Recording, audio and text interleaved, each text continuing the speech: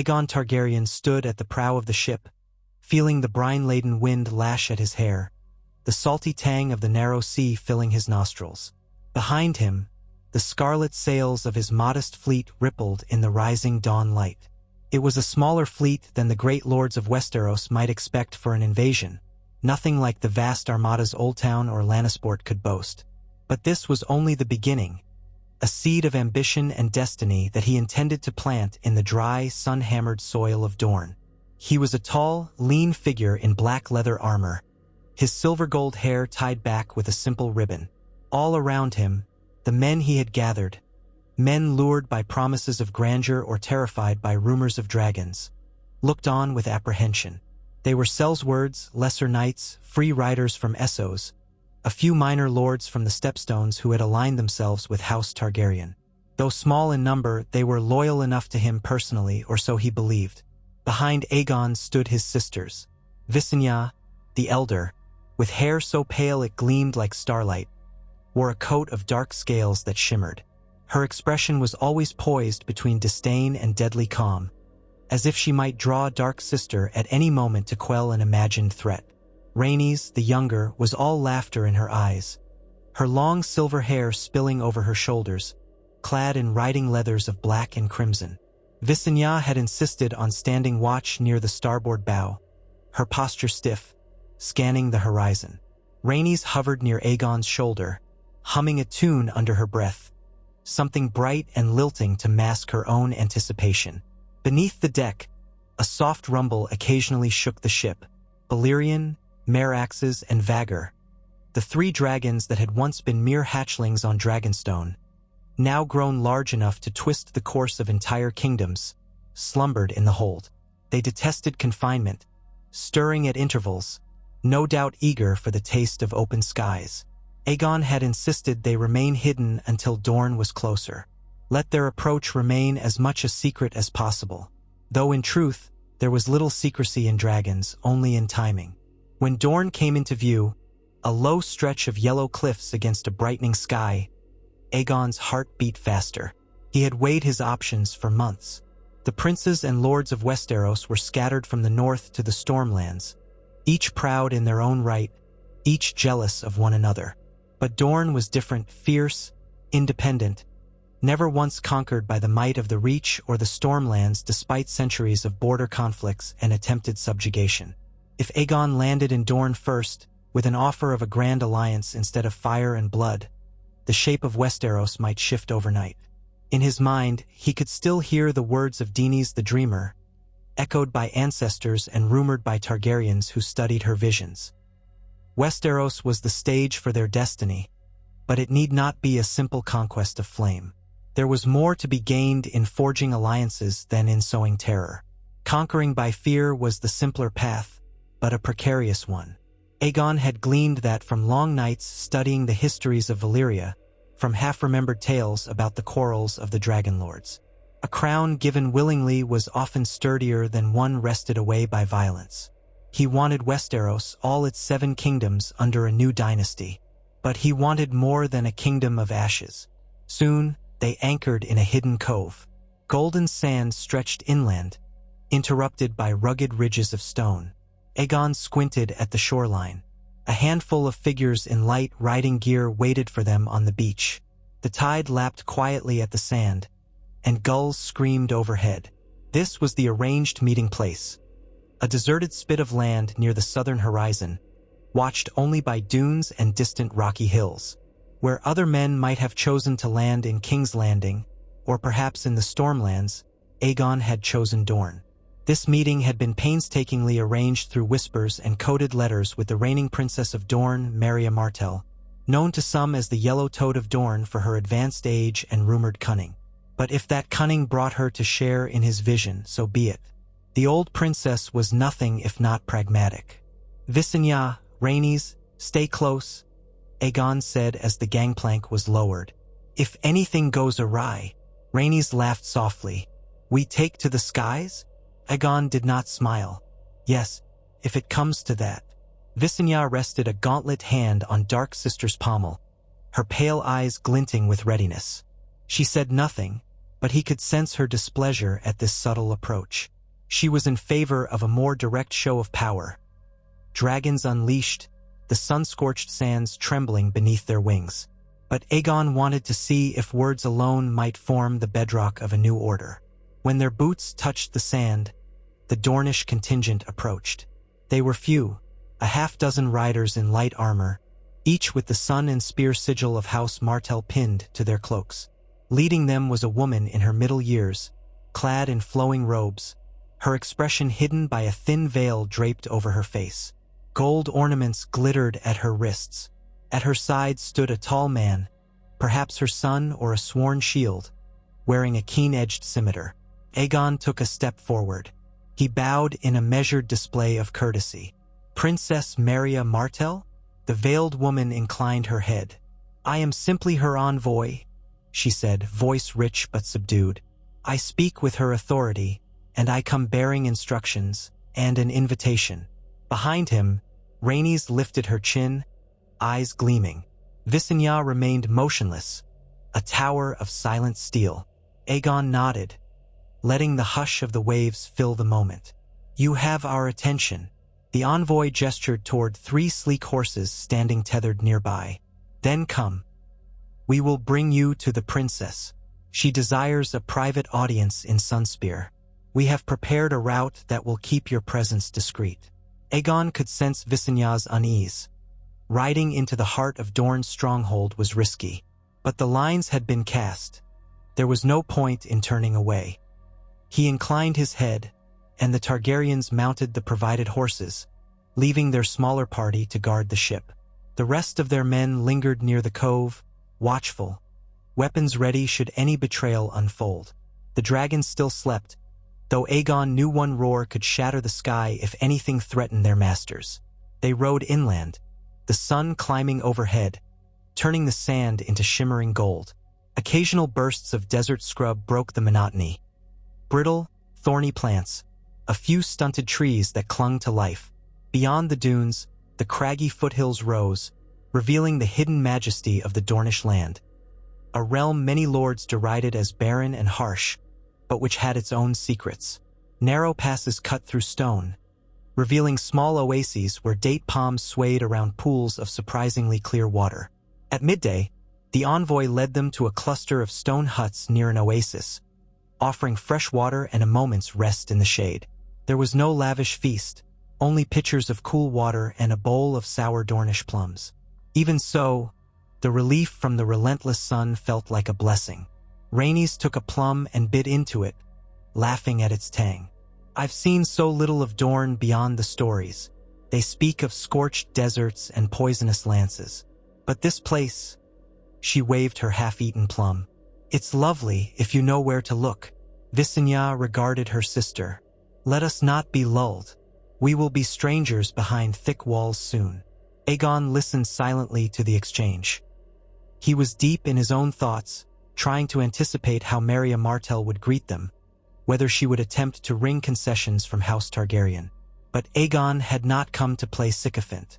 He wanted something from Dorne, yes, the open door to Westeros, an alliance with a people who had long resisted conquest.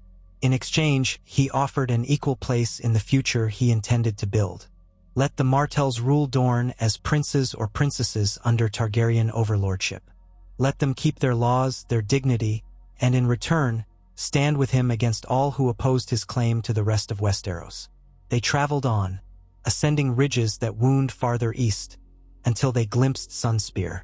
It was not the largest city in Westeros, nor the grandest, yet it stood proud against the glare of sky and sea, its slender towers and spear-like spires a living symbol of Dornish resilience.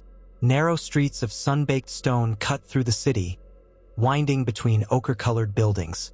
The outer walls, built for the scorching climate, displayed carved images of coiling serpents and rising suns. Guards with spears and bows looked down upon them from battlements, their expressions hidden by cloth wrappings around their faces. Inside Sunspear's walls, the scent of spiced wine, roasted peppers, and dust swirled in the air. The envoy guided them toward the towering bulk of the old palace, a castle that looked more elegant than fortress-like, yet formidable in its own way. The Targaryens dismounted and were guided through grand halls. A swirl of Dornish courtiers and servants parted like a wave at the sight of them. In their red and black leathers, with Valyrian steel at their hips, the Targaryens looked like exotic birds in a foreign aviary. They were taken to a courtyard garden, where fountains burbled around orange trees heavy with fruit. Pomegranates hung ripe from branches overhead. A scattering of cushions formed a semicircle around a low stone bench. There, in the shade of a canopy, sat the Princess of Dorne. Maria Martell was old, ancient by some accounts.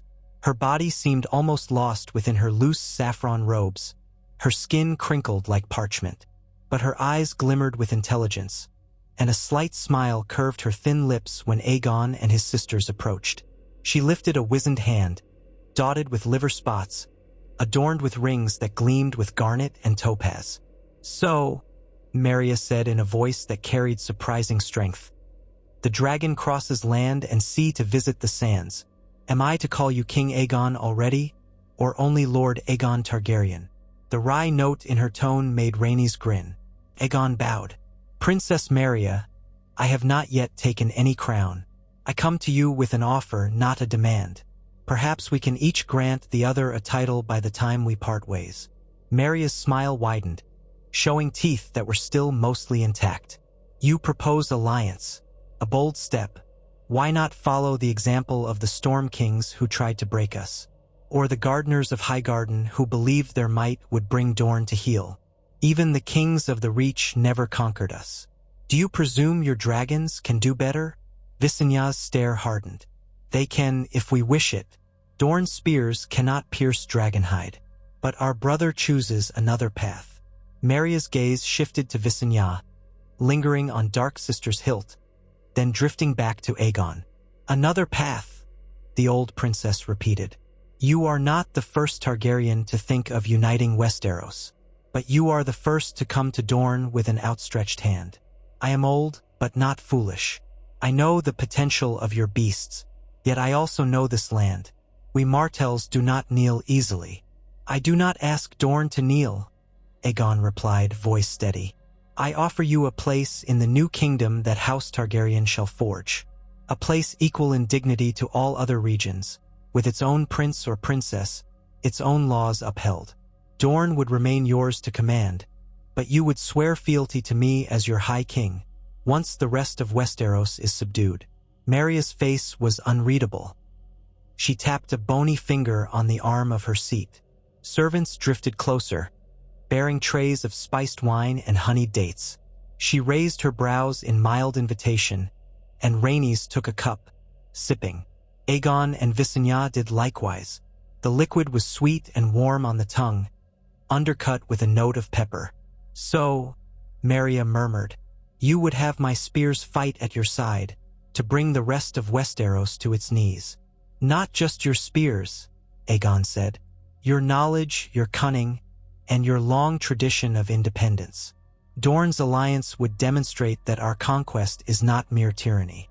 The lords of the Reach, the Stormlands, the Westerlands, they would fear an alliance between dragons and Dornish might." Maria allowed herself a soft laugh. "You are more subtle than your legend might suggest.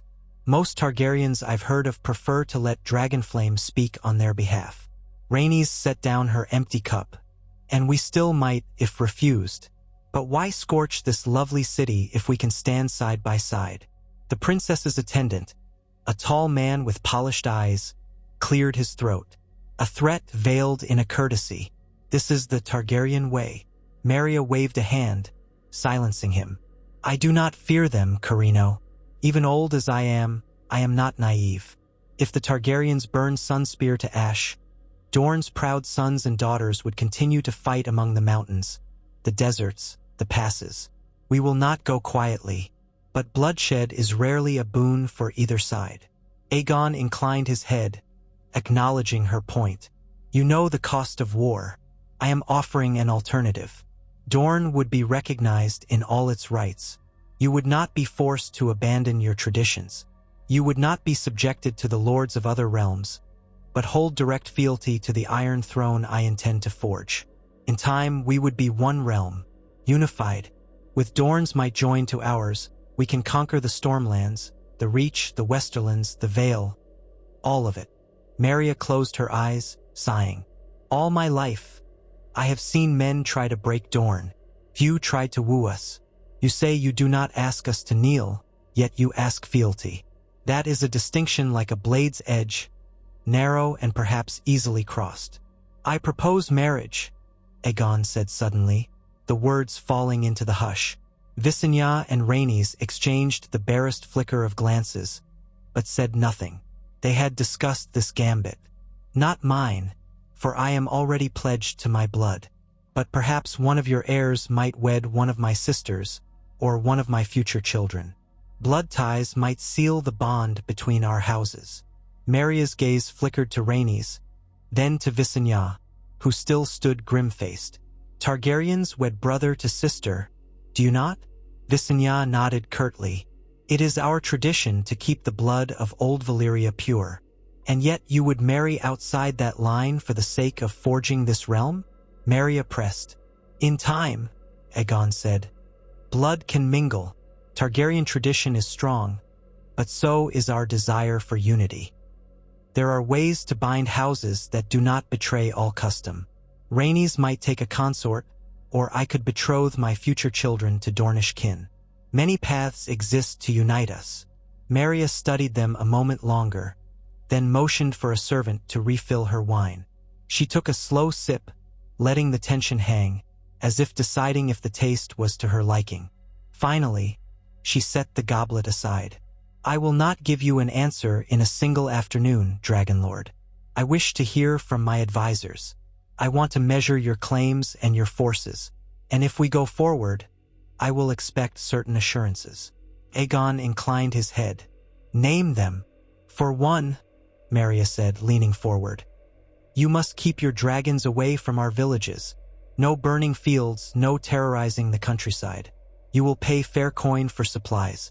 If we are to be allies, let us behave as such. Second, your men must respect Dornish autonomy. They do not command us. And third, if I give you the might of Dorne, you will ensure that once you've put your foot on the neck of the other kingdoms, you do not cast us aside or break your promises. Dorne does not submit to traitors or oath-breakers. Rhaenys said quietly, We do not break our word. Maria's keen eyes flicked to Rhaenys. See that it remains so, for if it does not, we will make you bleed. You would not be the first dragon riders to vanish from the face of history. Aegon felt a strange thrill.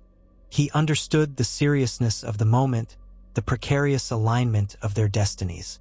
Dorne was an elusive prize, proud, fierce, unbroken. Gaining its loyalty without a war would transform his cause from one risky incursion into a campaign that could topple centuries-old dynasties. We will sign any contract you deem necessary, he said. We will stand as equals. When the rest of Westeros is subdued, Dorne shall remain governed by House Martell. A silence fell. Maria's gaze lingered on Aegon's face, as though searching for any flicker of deceit. At length, she nodded. So be it. Remain in Sunspear as my guests while I consider the ramifications.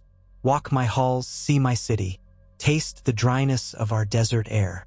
If this alliance is truly your will, let me see that your conduct matches your words. They parted soon after, with Aegon and his sisters escorted to lavish quarters within the old palace. A nighttime hush crept over Sunspear as they settled. Yet the hush felt alive. Music drifted from distant taverns, the shrill laughter of courtiers in the garden, the hum of conversation from behind every carved door. Rhaenys seemed enthralled by the architecture and the hidden beauties of the fortress palace. Visenya, ever cautious, posted some of their guards near their chambers, though Princess Maria's own men patrolled the corridors. Aegon stood at a balcony overlooking the city, hearing faint desert winds stirring the palm fronds, and let himself imagine a future where Targaryens and Martells marched side by side across Westeros. It might be that such a coalition would break centuries of tradition. He smiled at the thought. 2 nights passed in an uneasy limbo. They explored Sunspear's gardens, drank Dornish wine with various courtiers, and observed the markets. The people eyed the Targaryens with a mix of curiosity and wariness. Whispers of dragons abounded. Some believed the Targaryens had them stabled aboard their ships. Others dismissed such tales as fancy. But there was no open hostility. Indeed, a curious acceptance hovered in the air. Perhaps the Dornish had grown so used to attempts at their subjugation that open conversation of a different approach intrigued them. Finally, word came that Maria wished to see them again, at midday in a smaller audience hall. This time, there were no veils or cushions in a garden, only polished marble floors and the presence of several stern-faced advisors. Aegon, Visenya, and Rhaenys stepped forward into the hall. Maria sat on a low seat carved of dark wood, her posture surprisingly upright for one so advanced in years. Among the advisors, Aegon recognized Carino again, along with a few new faces, tall, dark-haired knights with sunburst sigils on their surcoats, a priestess of the Dorne sky, perhaps, clad in swirling turquoise robes. Maria's gaze met Aegon's, and she spoke without ceremony. "I have decided. Dorne shall ally with House Targaryen. We do so with caution, but also with hope. We shall swear fealty to you once you have secured your seat as king of all Westeros. In exchange, you shall guarantee that Dorne retains its prince or princess. You shall not place Dornish lands under the control of foreign lords. We will fight alongside you, but in our own way, under our own banners. Is that your understanding?" Aegon stepped forward, kneeling on one knee. "It is, Princess Maria Martell. I vow it before you now." At that, Visenya and Rhaenys bowed their heads. The Dornish advisors exchanged tense glances, and Carino nodded stiffly. Maria raised her frail hand, and a hush fell. "Rise, Aegon Targaryen. May our alliance be fruitful for both our peoples." A surge of triumph rippled through Aegon. He rose. The moment signaled more than a treaty. It was the real beginning of his conquest. No, his forging. He would forge a new order, a realm bound by dragons and the desert sun. In that moment, he sensed a shift in fate, as if the course of Westeros had pivoted. They sealed the alliance in the Dornish custom, passing around a cup of spiced wine laced with a pinch of sand from the desert, a symbolic mix signifying that the desert and the oath-takers were now inseparable. Aegon drank first, trying to mask the slight cough when the gritty texture caught his throat. Visenya took her turn, expression impassive, while Rhaenys sipped with an almost playful smirk. Maria drank last, though her sip was barely more than a touch of the cup to her thin lips. The hall erupted in quiet applause, the Dornish lords and ladies tapping their spears on the floor in acknowledgement. Maria passed the cup back to a servant. "The rest of Westeros will soon learn of this pact. Let them quiver. Now tell me your plan. You do have one, I hope." Aegon looked to Visenya, who gave him a subtle nod. He stepped closer to Maria. "We strike at the stormlands first. Their Storm King, Argilac the Arrogant, is known for his pride and martial prowess. He will not bow easily, and his realm borders Dorne. If Dorne's armies harass his southern flank while my sisters and I descend with dragons, Argilac will find himself in a pincer. Once the stormlands are broken, the lords of the Reach or the Crownlands may decide to yield rather than face dragons and Dornish spears." Carino's eyebrow rose. "A bold strike. The stormlands are not so easily marched into. Their storms alone can wreak havoc on an unprepared army." Visenya spoke in a cool tone. "Dragons do not fear storms, and the Dornish know the passes better than any outsider. Argilac's men cannot guard every approach if we coordinate effectively." Maria nodded slowly. "We will lend you our spears, though do not expect an army the size of the Reach. We must move in smaller forces, hitting swiftly. Dorne's power lies in speed and cunning, not mass battles on open fields. Our archers are skilled beyond compare, and our riders know hidden trails through the mountains that lead to the Stormlands borders." Rhaenys clapped her hands, excitement lighting her face. "Then it's settled. We strike quickly before Argilac has a chance to unite any alliances of his own." Aegon inclined his head. "Yes, and with your men at our side, we will bring him low. Shall we draw up the final details?" Maria motioned to her advisors. "Yes, We will plan carefully. Let Argilac hear the thunder of approaching hooves before he sees the lightning of dragonflame. That night, a series of hasty councils convened in Sunspear's lesser halls. Dornish captains and Targaryen lieutenants crouched over maps by torchlight. Rhaenys' excited commentary mingled with Visenya's sharper, more direct instructions. The hush of the palace corridors gave way to fervent planning.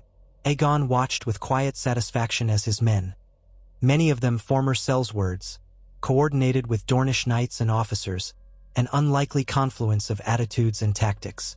Yet the sense of possibility was palpable. This was no mere alliance on paper. This was the forging of a true partnership, hammered by shared purpose. 3 days later, they set out from Sunspear in a wide, snaking column at dawn, leaving only a token guard behind for the Targaryen ships. Supplies had been gathered, horses readied, banners stowed for now in hopes of moving silently. The plan was to cross the Dornish mountains near the southern frontier of the Stormlands, through passes seldom used by large armies. Aegon's force would strike from above with dragons while the Dornish launched raids to keep Argilac's men pinned. They would sow confusion across the Stormlands, attacking from vantage points Argilac's watchers least expected. Before setting forth, Aegon gathered with Meria and her heirs, her granddaughter Dirya Martell, a poised young woman with hawkish eyes, and her grandson Nymer, a broad-shouldered man rumored to be quite skilled with a spear. Both wore the sun and spear crest proudly on their tunics. "You will guide us," Aegon said, scanning their faces. "We may bring the dragons overhead, but you know these passes. Let us where we can do the most damage with minimal risk." Dirya nodded. "We ride tonight. You and your sisters can move ahead with your dragons. Keep watch from the sky." So it began. The crossing from Dorne to the Stormlands was not comfortable. The terrain was rocky and exposed, raked by fierce winds. Yet Dorne had its hidden ways. Narrow defile and twisting paths let them slip around Argilac's border garrisons. Where they found them, the Targaryens rode at the vanguard. Aegon felt an odd kinship with the Dornish outriders who guided them. These were men and women used to hardship, used to defending their homeland against many foes. Now they marched at his side because, for once, fire and sand had found a common cause. Each evening, the dragons soared overhead, scouting. Balyrion's black wings blotted out the sun. Vagor and Meraxes circled on either flank, alert for columns of Argilac's riders or archers. Sometimes they landed near the Dornish encampments, their roars echoing off cliffs, the heat of their breath turning the stone beneath their jaws molten. The Dornish riders, though wary, proved braver than many others might have been. They maintained a respectful distance, but they did not quail or flee. Gradually, a grudging respect grew between them and the Targaryen contingent. On the 5th day of the march, scouts reported that an outpost in the Stormlands, known as Stonehelm, lay ahead. It was sworn to house Dondarrion, close bannermen to Argilac. The Targaryen Dornish force halted in a hidden canyon. Aegon and Dirya Martell conferred. "If we take Stonehelm by surprise, Argilac will know we are here," Dirya said. "But we also deny him a strategic point. The castle stands on the main route from Shipbreaker Bay to these passes." Visenya, standing nearby with arms folded, said, "Better to seize it quickly with dragons. If we can do so without too much bloodshed, it might be a place to store supplies, perhaps gather local support or glean intelligence." Aegon gazed at the twisting path leading out of the canyon. Stonehelm's silhouette was invisible from here, but he could imagine the ramparts. "I will go ahead with Balerion. Rhaenys, you take Meraxes overhead. Dirya, bring a squad of your best cavalry. If they see the dragons, they might surrender without a fight." Dirya nodded. "We shall see. The Stormlanders are stubborn. Better prepare for a skirmish." The plan took shape. The main body of Dornish troops would remain concealed, while a smaller, elite force rode forth. Aegon and Rhaenys ascended skyward, the rush of wind around them exhilarating. From above, he could see the Stormlands' rolling hills and thick forests, a stark contrast to Dorne's stony expanses. Clouds scudded across the sky, pregnant with the threat of rain. The Sea of Dorne shimmered to the east. Soon, Stonehelm came into view, a medium-sized fortress perched on a rocky rise with thick walls of slate-gray stone. The banner of House Dondarrion, a lightning bolt on a purple field, flew from the tallest tower. A horn call rose from the ramparts when the watchmen glimpsed dragons in the sky. Aegon circled Balerion, keeping the beast from diving. He wanted to give them a chance to yield to spare bloodshed. Below, Rhaenys guided mare axes in a sweeping pass, the sun glinting off the dragon's golden eyes. A flurry of activity lit the castle's courtyard. Men running for bows and spears, or possibly scorpions if they had them. Soon, Diria's cavalry rode into view on the winding road, brandishing the sun and spear standard. It was an awe-inspiring spectacle. A wave of Dornish riders cresting the hill, with 2 dragons hovering overhead. Stonehelm's garrison must have felt the weight of an oncoming storm indeed. Aegon soared lower, letting Balerion's presence loom. The walls were manned, but he saw a figure in the courtyard raising a horn. A single note sounded, echoing off the stone. The gates parted slightly. Perhaps they meant to parley. Aegon nodded to himself. Good. Let's keep this civil. He guided Balerion down to land in the field outside the castle. Mare axes followed, stirring dust and broken grass with the thunder of her wings. Soldiers along the ramparts stared in wide-eyed terror, some looking ready to abandon their posts, others brandishing pikes with trembling hands. The gates opened, and a knight rode out, his surcoat bearing the Dondarrion sigil. He carried a white pennant, signifying parley. Aegon dismounted, keeping one hand on Balerion's flank. The dragon rumbled, black scales shimmering like a living mountain. Rhaenys slid down Merryx's side, her expression calm but resolute. "Who commands here?" the knight called, voice wavering. "I am Aegon Targaryen," he replied, stepping forward. "And this is Rhaenys Targaryen. We come in peace if you will have it. Stonehelm is outmatched, and we both know it." The knight swallowed hard. "My lord, my name is Ser Eldrick Dondarrion. We are sworn to the Storm King. We cannot yield without his word." Aegon's tone was cold but not unkind. "Argilac's word cannot protect you from dragonfire, but I do not wish to burn your castle. If you open your gates and lay down arms, you and your men shall be spared. You will swear fealty to us, or at least stand neutral until Argilac is defeated. Then you will have a chance to declare your loyalty." Diria arrived with her cavalry in a cloud of dust. She reined in her horse near Aegon. Her dark eyes flicked between the trembling knight and the castle. "There will be no mercy if you force us to storm the walls," she said, her voice dry as Dorne's sands. Ser Eldrick cast a glance over his shoulder at the fortress. From the ramparts, the men seemed unnerved, shifting. The dragons were a reality, not a rumor, and Dornish riders outnumbered the garrison. After a tense silence, the knight spoke again. "If we let you inside, what becomes of my men?" Aegon extended an open palm. "They will be free to remain or depart, so long as they keep the peace. I do not require you to fight for us today, only that you do not stand against us. If you do, we shall respond with dragons." Ser Eldrick stared at the black beast behind Aegon, and at Merryx's bright eyes flicking with an almost predatory curiosity. Finally, he nodded stiffly. "I must protect my people. Very well. I will open the gates, but under protest. I do not know what Argilac will make of this." Aegon's lips curved. "He will make of it what he will. Remain behind your walls or march with us. Either way, Stonehelm's defiance ends here." Rhaenys offered Ser Eldrick a faint, almost sympathetic smile. "You've chosen wisely, Ser. We will remember." Thus, Stonehelm opened its gates without a single arrow loosed. Dornish cavalry rode through the courtyard, securing the battlements. The castle's small folk gawked at the dragons outside the walls, half in awe and half in terror. Aegon allowed Ser Eldrick to keep nominal command, but placed a contingent of Dornish spearmen within the castle. He spent much of the evening conferring with Ser Eldrick, gleaning information about Argilac's current readiness. It seemed Argilac was at storm's end, mustering troops. He was aware of Targaryen activity but might not yet know that Dorne had joined them. That knowledge alone gave Aegon an edge. Visenya arrived the next morning, guiding a second column of Dornish riders along with some Targaryen men who had marched at a slower pace. Stonehelm became a rallying point.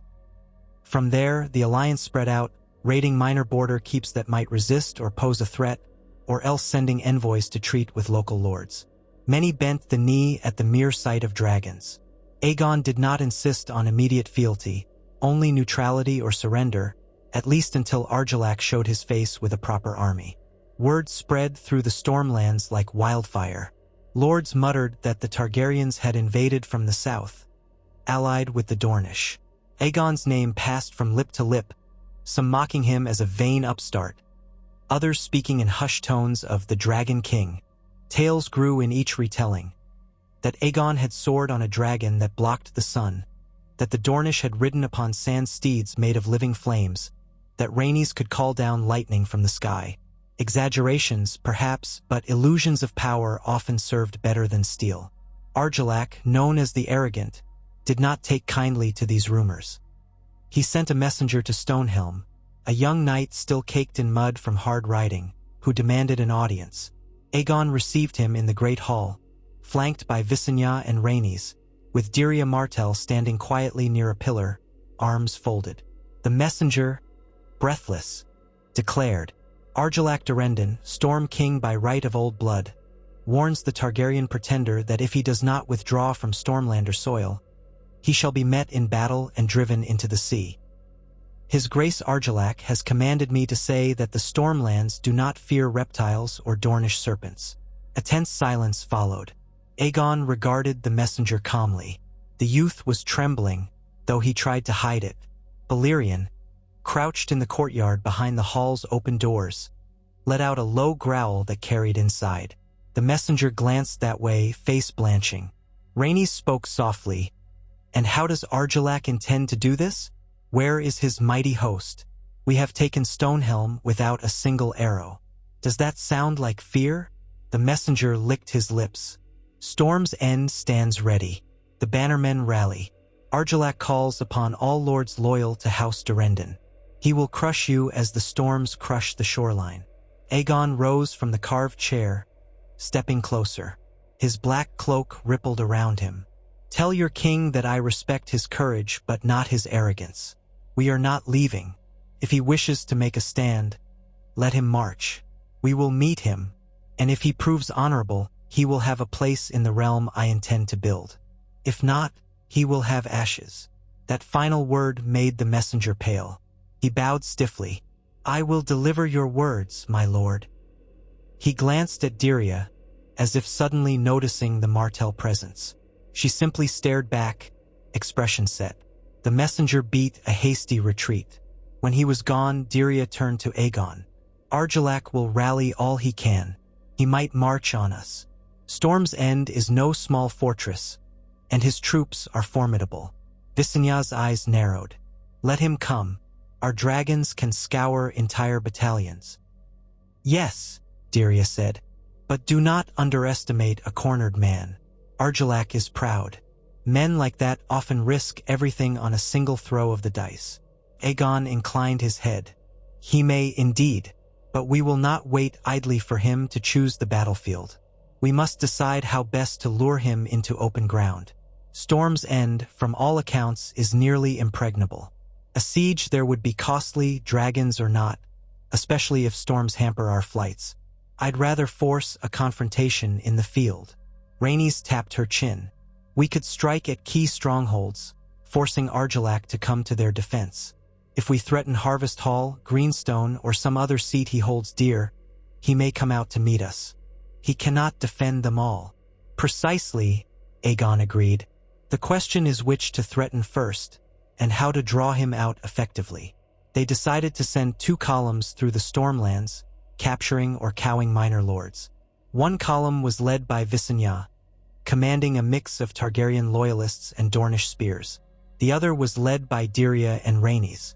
Aegon would oversee the overall strategy from Stonehelm, then move swiftly by dragon if needed.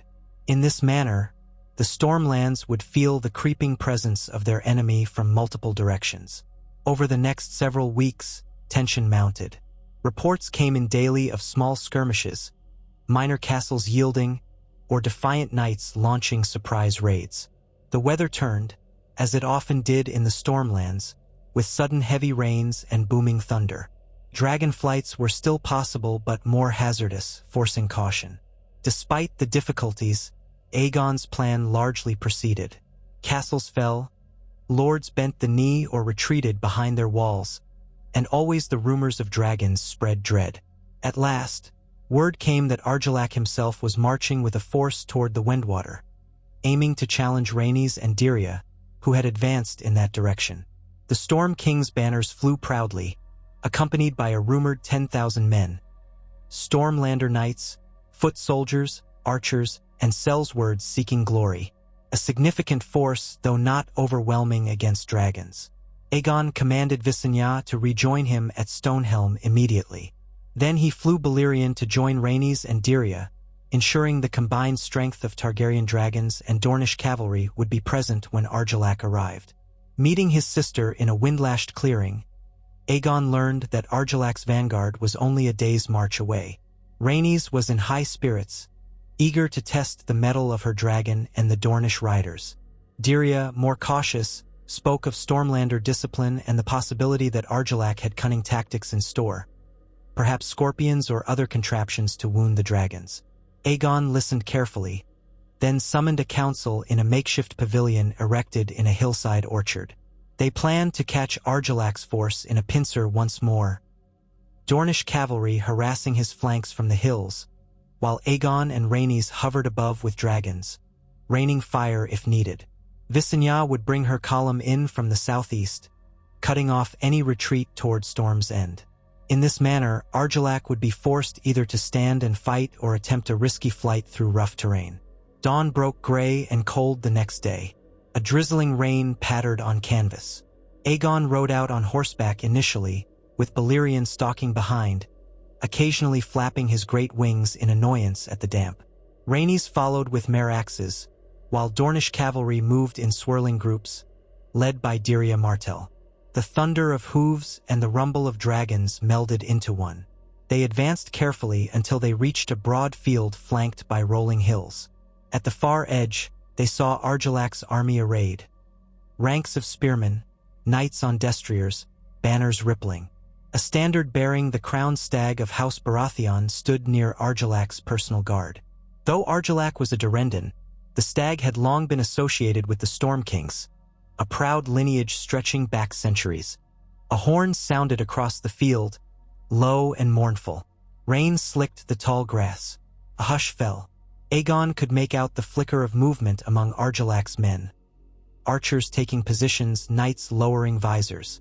The Storm King himself sat astride a massive warhorse, clad in plate of deep bronze, an antlered helm on his head. Even at a distance, Aegon could sense the man's presence, a forceful aura that matched his moniker. If Argilac was frightened by the dragons looming behind Aegon, he did not show it. A final chance for parley presented itself. Argilac and a few mounted knights rode forward. Aegon, accompanied by Rhaenys and Dyria, did the same. They halted within shouting distance. Balerion crouched behind Aegon, rumbling softly. Argilac lifted his visor. His face was craggy, weathered with a thick gray beard. Though not young, he radiated a warrior's vigor. You are the dragon spawn who thinks to break the stormlands. You've allied with these Dornish dogs, but it will not avail you. Rhaenys opened her mouth to retort, but Aegon held up a hand. He spoke calmly. I do not wish to break the stormlands, Argilac. I wish to unite Westeros under a new banner. There is a place for you if you would bend the knee. Argilac spat on the ground. I bend to no one. The stormlands have never fallen to Dorne, nor shall we fall to your scaly beasts. Dyria's expression hardened, but she remained silent, letting Aegon do the talking. Aegon's voice carried across the field. I offer you life, Argilac. Keep your lands under Targaryen rule. Be my warden of the stormlands. You will lose nothing but the false pride that keeps you from seeing the future. Refuse, and countless men will die. Argilac's lips curled in a sneer. You think to frighten me with dragonfire? I have fought men more fearsome than you, Black Heron among them. Come, then, let us see if your beasts can stand against the fury of a storm. He slammed his visor down. No more words. With that, he wheeled his horse and galloped back to his lines, thunder in his wake. Aegon exhaled, a faint disappointment stirring in his chest. He had half hoped Argilac might see reason. But so be it. They returned to their side. Rhaenys' eyes were alight. He's a fool, but a brave one. Dyria nodded. His men will fight as fiercely as he. Let us be cautious. The armies arrayed themselves.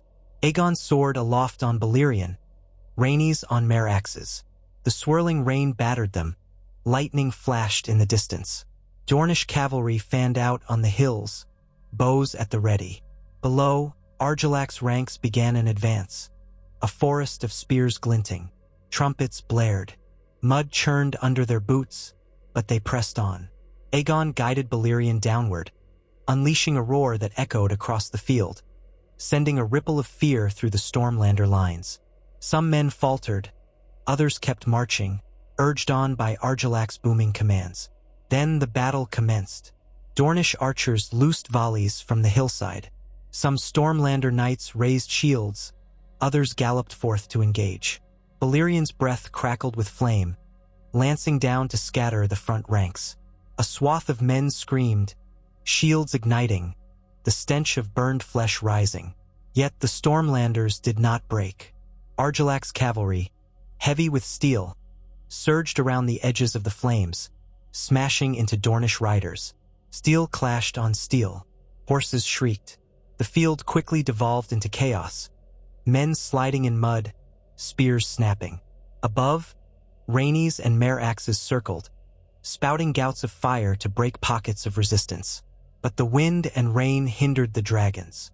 Their flames were dampened, though still fearsome. Some of Argilac's archers tried to shoot at the dragons, but the beasts soared too high or moved too quickly. Lightning split the sky, thunder rattling men's hearts. It was as if the stormlands themselves raged. Argilac, at the center of his formation, hacked down Dornish riders with savage force. He roared for his men to hold rank. Archers found vantage points among copses of trees, letting fly at passing cavalry. Dyria's forces strove to circle them, but the ground was treacherous with mud. The clash was brutal and prolonged. Aegon dove Balerion low, scattering a wedge of knights who threatened to overrun a Dornish flank. The dragon's fire scorched the earth, leaving smoldering bodies. Aegon's heart pounded with a mix of exhilaration and grim resolve. War was no glorious pageant. It was horror, but he intended to win.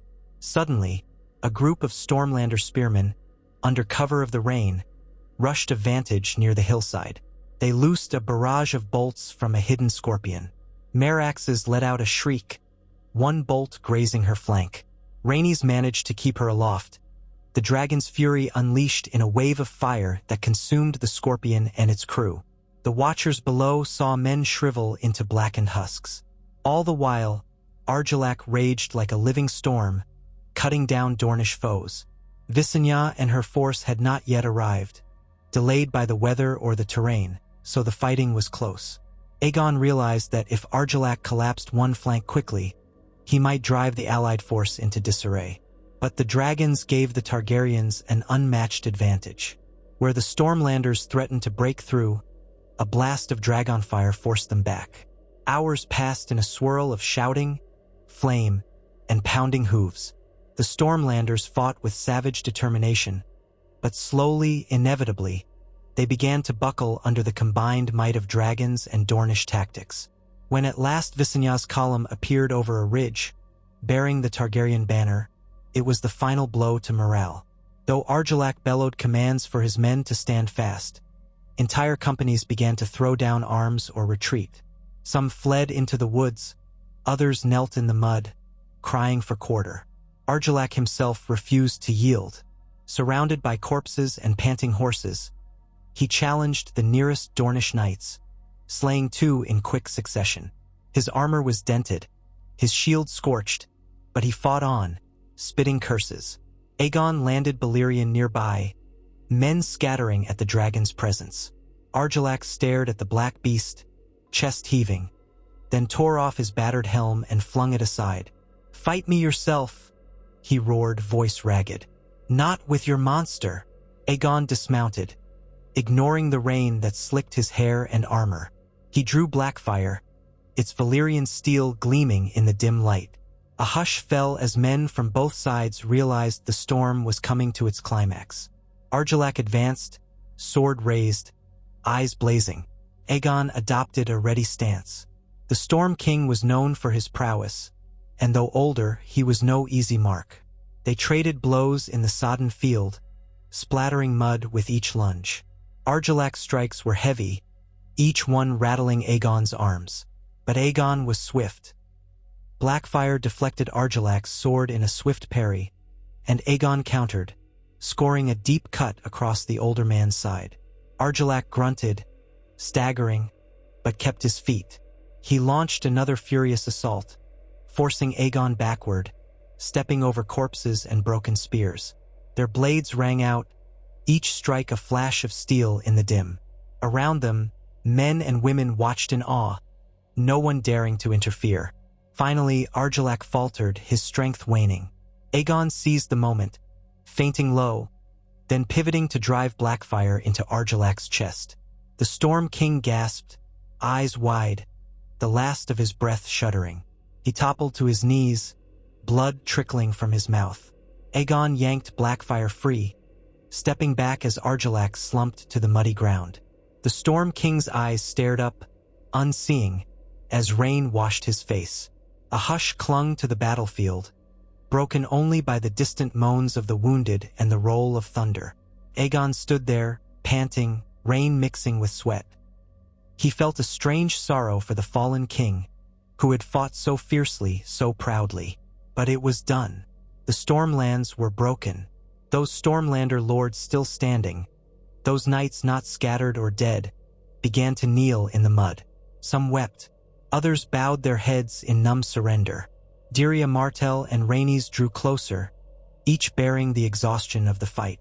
Visenya, on horseback, arrived from the rear, sword drawn, her face expressionless. Aegon lifted Blackfire, streaked with rain and Argilac's blood. "Lay down your arms," he called to the Stormlanders. "Your king is dead. The Stormlands are mine." No one challenged him. One by one, swords fell to the earth. The thunder rumbled overhead, but the storm of war had passed. Aegon Targaryen, with the might of Dorne at his side, had conquered the Stormlands. Word traveled fast. Castle after castle surrendered upon hearing Argilac had fallen. Some tried to hold out, but the presence of dragons quashed their hopes. Storm's End itself, that mighty fortress, opened its gates when Balerion roared overhead and Argilac's heir was nowhere to be found. He had none to speak of, leaving the seat vacant. The garrison, unwilling to die for a dead king, bent the knee. Aegon placed a loyal Stormlander lord, perhaps one who had yielded early, in temporary command under Targaryen oversight. And so, in the aftermath, the Stormlands were the first major region in Westeros to yield to the Targaryen cause, aided immeasurably by Dorne's alliance. Victory was costly. The field was littered with the dead, and many Dornish riders never rose again. But the price in blood might have been far higher if the Storm King had clung behind Storm's End's walls for a protracted siege. Instead, he had come forth, and in so doing, sealed his fate. The new realm was taking shape. In the weeks that followed, Aegon consolidated control. With Dorne's continuing support, he established a line of supply stretching from Sunspear to Storm's End. Garrison men arrived to secure newly won castles. Targaryen banners and Martell spears dotted the Stormlands. Many local lords grumbled, but most were too wary of dragons to openly resist. Gradually, a measure of stability took hold. Yet the rest of Westeros watched in shock and growing apprehension. The Reaches, the Westerlands, the Riverlands, the Vale. They all realized that a new power had arisen, Not just Targaryens on dragons, but Targaryens with an entire kingdom's worth of spears at their back. The old order trembled. One evening, Aegon stood upon the high ramparts of Storm's End, gazing out at the turbulent sea. Far behind him, in the courtyard, dragons rested. Rhaenys and Visenya were busy reorganizing the men, while Dyria Martell compiled reports from Dornish scouts. The wind was fierce, tugging at Aegon's black cloak. He let it buffet him, content in the knowledge that the stormlands were his. A sense of destiny filled him. This was only the beginning. Ahead lay the Reach, the Iron Islands, the Vale, the North, and all the rest. Yet with Dorne's alliance, the path was clearer than ever. He could almost hear the voice of old Valyria echoing in the gusts. Conquer, unite, rule, fire and blood. But it was not merely destruction he sought.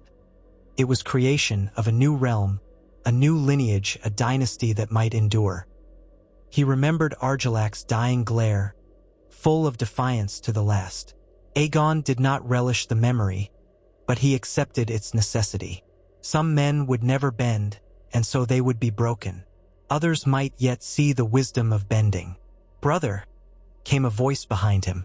He turned to see Rhaenys, her cheeks flushed from the chilly wind. She gazed at him, that ever-present warmth in her eyes. "We have word from the Reach. The Gardener King is mustering men near the Mander. We suspect an alliance with the Lannisters. They're calling it a great host, the largest in living memory." Aegon looked back out to sea, as if seeing that distant threat in his mind's eye. "They mean to challenge our right to Westeros." Rhaenys nodded, stepping close enough that he could sense her warmth despite the wind. "Yes, and they will not come alone. The Tyrells, the Hightowers, perhaps others. What do we do?" Aegon's gaze found the horizon. "We meet them, sister, but we will not meet them alone. Dorne stands with us, and once the Stormlands are firmly ours, we shall have their knights as well. Let the Gardener King and any who stand with him see what becomes of those who fight dragons, and those who stand against Dorne's spears." She lifted a hand to brush wind-blown strands of silver hair from her face. "You think they will yield more easily than Argilac?" He shook his head, remembering the stories of the might of Highgarden. "No, they will not. But we have grown stronger through this victory, and we still have 3 dragons. Let them muster their thousands. The desert and the flame shall meet them. We will see if their fields bloom after Dragonfire kisses them." Rhaenys smiled faintly. "Then let us begin preparations. We have a realm to forge." "Yes," Aegon murmured, taking her hand. "A realm that spans from Dorne's dunes to the ice of the north, if the north is wise enough not to resist. A realm under Targaryen rule." Thunder rumbled again overhead, as if in agreement or perhaps warning. A fresh gust sent rain spattering against the high walls. But Aegon felt no fear in the storm's fury. He was the storm now, and more, he was the dragon, the flame that would reshape Westeros. He and Rhaenys descended the steps together, the torchlight dancing in the corridors as they made for the war room. There, Visenya and Dyria Martell stood over a map spread across a great oak table, pinned by daggers at each corner to keep it flat in the gusts that leaked through the arrow slits. Tiny carved figures represented armies, each painted in distinct colors for the Stormlands, the Reach, the Westerlands, and so on. 2 new markers stood to the side. One a dragon with black wings for Balerion, another a golden-eyed dragon for Meraxes, and a third silver-eyed for Vhagar. "Word from our scouts," Visenya said sharply as they entered, "indicates the Gardener King is attempting to negotiate with Casterly Rock. If the Lannisters join him, it will be a formidable force indeed." Dyria tapped a finger on the portion of the map representing Dorne and the newly conquered Stormlands. "We can approach the Reach through the passes around Summerhall or across the Dornish marches. The Marcher Lords have always been sworn enemies of Dorne, so they might resist fiercely unless we bring dragons to cow them." Aegon looked to the carved marker for Highgarden. "Let us do both. We press across the marches with an army, the dragons overhead. Another force can sail north from Storm's End around Massey's Hook, perhaps landing near the Blackwater to threaten the Crownlands. We will keep the Tyrells and Gardeners guessing." Rhaenys, leaning over the table, traced a route with her finger. We should consider the Hightowers of Old Town as well.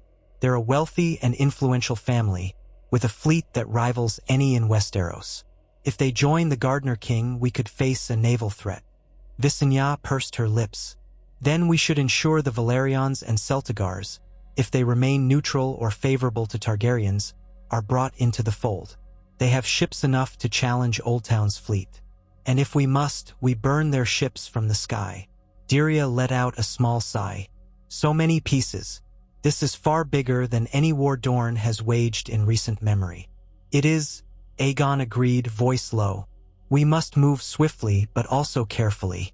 Our alliance is strong, and it has proven its worth in the stormlands. But the next battles may be harder. The Lords of the Reach have greater resources, and they are not as isolated as Argilac was. Visenya stood straight, one hand absently resting on Dark Sister's pommel. Let them come. Our dragons give us the advantage, and we have Dorne spears at our flank. Once we break the Gardener King, the realm will see that no force can stand against us. Aegon nodded, though inside he felt the weight of it all pressing upon him. The realm was vast. Even with dragons, subjugation of so many proud kingdoms would test them. Yet they had done what no one before them had. They had arrived in Westeros not as exiles or mere warlords, but as potential monarchs with an entire kingdom's backing. The Dornish-Targaryen pact had shattered centuries of strife between Dorne and the rest of Westeros, giving House Targaryen a base of support on the continent. The rest would either bow or break. He stared at the map, imagining the battles to come. The Golden Rose of Highgarden, the Lion of Lannister, the Falcon of the Vale, the Wolf of the North. House Targaryen intended to unite them all under one throne. But the alliance with Dorne might also mean a different style of rule, one that recognized the distinct customs of each region, forging something new from old traditions. A swirl of possibilities danced in his mind. He caught Rhaenys' gaze, saw her quiet confidence, and felt steadied by it. "All right," he said, voice firm. "We strike first at the Marcher Lords, ensuring our corridor into the Reach. Then we move on Highgarden.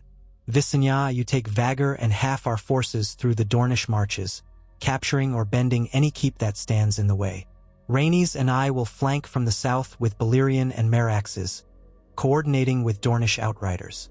Dyria, if you will guide the main body of Dornish spears where you see best advantage, we can keep their armies pinned on multiple fronts." The next chapter of this conquest begins.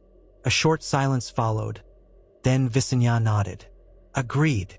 Dyria offered a rare, faint smile. "Dorne is with you." Rhaenys placed her hand atop Aegon's. "Together, we will bring the 7 kingdoms under one banner." Together, that word echoed in Aegon's mind, filling him with a sense of iron resolve.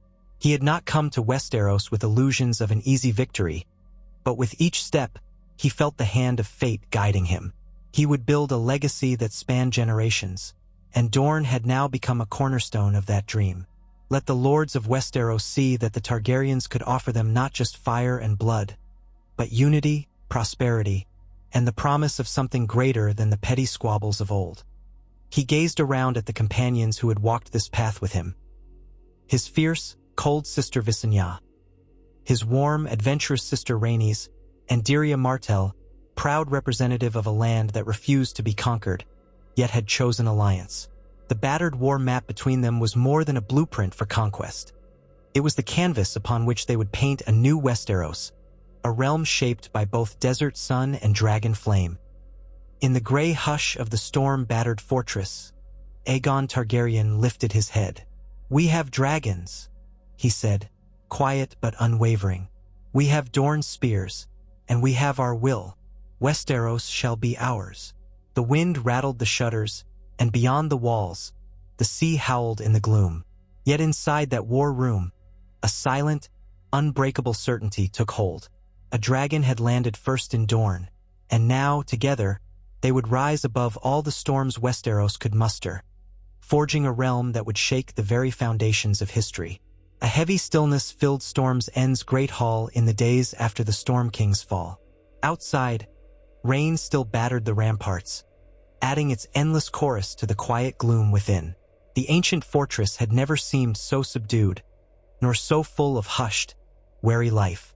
Dornish soldiers walked its corridors alongside Targaryen men, and the few Stormlander knights who had bent the knee looked on with unreadable eyes. After centuries of strife, a new power held these walls. Aegon Targaryen stood with his sisters and Dirya Martell at the same oak table where they had first debated how to lure Argilac into open battle. Now the table was littered with newly drawn maps, reports scrawled by scouts, and wax-sealed messages intercepted from the Reach. The Stormlands were theirs, but war loomed ahead. King Mern Gardner, Lord of Highgarden, was mustering his bannermen, and rumors suggested he was in active talks with Loren Lannister of the Westerlands. Aegon ran a hand through his pale hair, silent for a time as he sifted through it all. "You're certain the Gardner King means to march?" he asked Dirya at last. "He must know that dragons and Dorne stand with us now. Surely that would give him pause." Dirya Martell, dark eyes keen, responded, "Mern is proud, perhaps not so unlike Argilac was. But more than that, the Reach has always boasted the richest harvests and greatest levies. They believe they can overwhelm you by numbers alone." She paused, studying the lines on the map. "Especially if House Lannister joins them." Visenya turned her head sharply. "Then let them come. The Stormlands were no trifling matter, and Dorne's spears are fresh with victory." Rhaenys' gaze lingered on Aegon.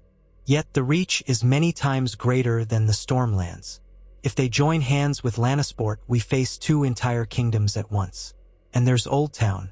The Hightowers are powerful, and they have not yet shown their hand. The Redwyne fleet from the Arbor also commands respect." Aegon listened, one hand resting on Blackfire's pommel in a gesture that had become almost unconscious. Rain hammered the high windows, and from the courtyard drifted the raw stench of damp straw, horses, and newly arrived provisions. For a moment, he pictured Argilac dying in the mud, and how close the fighting had been at times. The dragons had carried the day, but poor weather had nearly cost them dearly. If the Reach conjured up half again as many men, and if storms or cunning siege engines hampered the dragons, this next campaign could become a brutal affair. Still, doubt did not rule him. Aegon had begun this conquest with the conviction that Westeros could, and should be united. The alliance with Dorne had removed the single greatest obstacle that typically bedeviled any invader from the southeast. Thanks to Princess Maria's spears, Argilac was gone, Storm's End was theirs, and the Stormlands were sworn in uneasy submission. He tapped the map with a fingertip. "We need to move swiftly, before Mern and Loren can gather a host so large that it complicates matters. If we strike into the Reach from both the north and east, we might force them to split. That means crossing the Dornish marches with part of our force while another host comes up through the Stormlands. Meanwhile, the dragons can fly to whichever army meets real resistance. Once we have the marches in hand, the heart of the Reach lies open." Visenya's cold gaze flicked over the markings. "We already hold Stonehelm and some minor border castles. From there, we can drive west, subdue the Marcher lords allied to Highgarden, and approach Oldtown eventually or threaten the Mander. But if we simply march blindly, the Gardner King could choose his ground to meet us." Aegon nodded. "Hence the need for cunning." He turned to Dirya. "Have we had further word from your grandmother in Sunspear?" Dirya smiled thinly. "Princess Maria sends fresh riders as we speak, and she has dispatched additional troops toward Ironwood. From there, they can pass the Prince's Pass, then the Boneway, depending on what we decide. They'll be ready in a matter of weeks." Rhaenys stretched her arms, looking pensive. "Weeks? If Mern and Loren finalize their pact quickly, they might already be on the march. We must be ready to face them." Aegon clenched a fist lightly on the table. "Then let us plan to move out from Storm's End within a fortnight. Visenya, you'll guide one column through the Dornish marches, accompanied by half our Stormlander men. Those who swore fealty early, so their loyalty is less in question, and a cadre of Dornish spears. Rhaenys and I will lead the second column northward, up through the Stormlands, hooking around into the Reach near Summerhall's ruins. The dragons can reconnoiter, Whichever force meets the Gardener host first will call on the other to converge. Visenya's mouth curved in a half-smile. And if Mern tries to mass everything against me, you and Rhaenys will strike his flank. If he masses everything against you, then I drive a spear through his back. Yes, Aegon said. And the more lords we subdue along the way, the weaker his overall muster becomes. If we give them reason to doubt they can win, they might yield. I would prefer that to incinerating half the reach. Rhaenys pressed her lips together thoughtfully. We saw in the stormlands that not all knights are blind to reason. Many simply fear the cost of defiance once they see the dragons. If the Gardener King is wise, he'll bow as Argilac refused to do. But if not, Dyria said quietly, Dorne is prepared to fight for this alliance. My grandmother would not have committed us otherwise. But the Reach despises us almost as much as the Marcher Lords do. Be wary of ambushes, poison, cunning. They loathed the Dornish for centuries of border wars. We understand, Aegon said. Let them hate if they must. Hate will not extinguish Dragonflame. My thanks for Dorne's continuing commitment. Give us a moment more, then we'll finalize the distribution of troops. They leaned over the map, dividing regiments, assigning Dornish captains to each route, ensuring Storm's End itself would remain garrisoned by a combined force. The hush in the hall was broken only by the quiet scuffle of boots as guards passed in and out. At last, the plan stood set. In 2 weeks' time, or sooner if the additional Dornish spears arrived quickly, the Targaryen-Dornish coalition would split into 2 main armies and invade the Reach. That night, the war council dispersed, leaving Aegon alone by the flickering brazier in the hall. A single torch burned low on the wall. He heard the rain's endless drumming against the castle's thick stone. Memories stirred. His years on Dragonstone, the taste of salt wind across the narrow sea, the wonder and fear he had felt the first time he beheld Balerian's flames. Now he stood on the cusp of subjugating a second kingdom. Yet the enormity of it weighed on him. He had thought the hardest part would be landing on Westeros at all. He realized now that was merely the first step in a journey that could span years.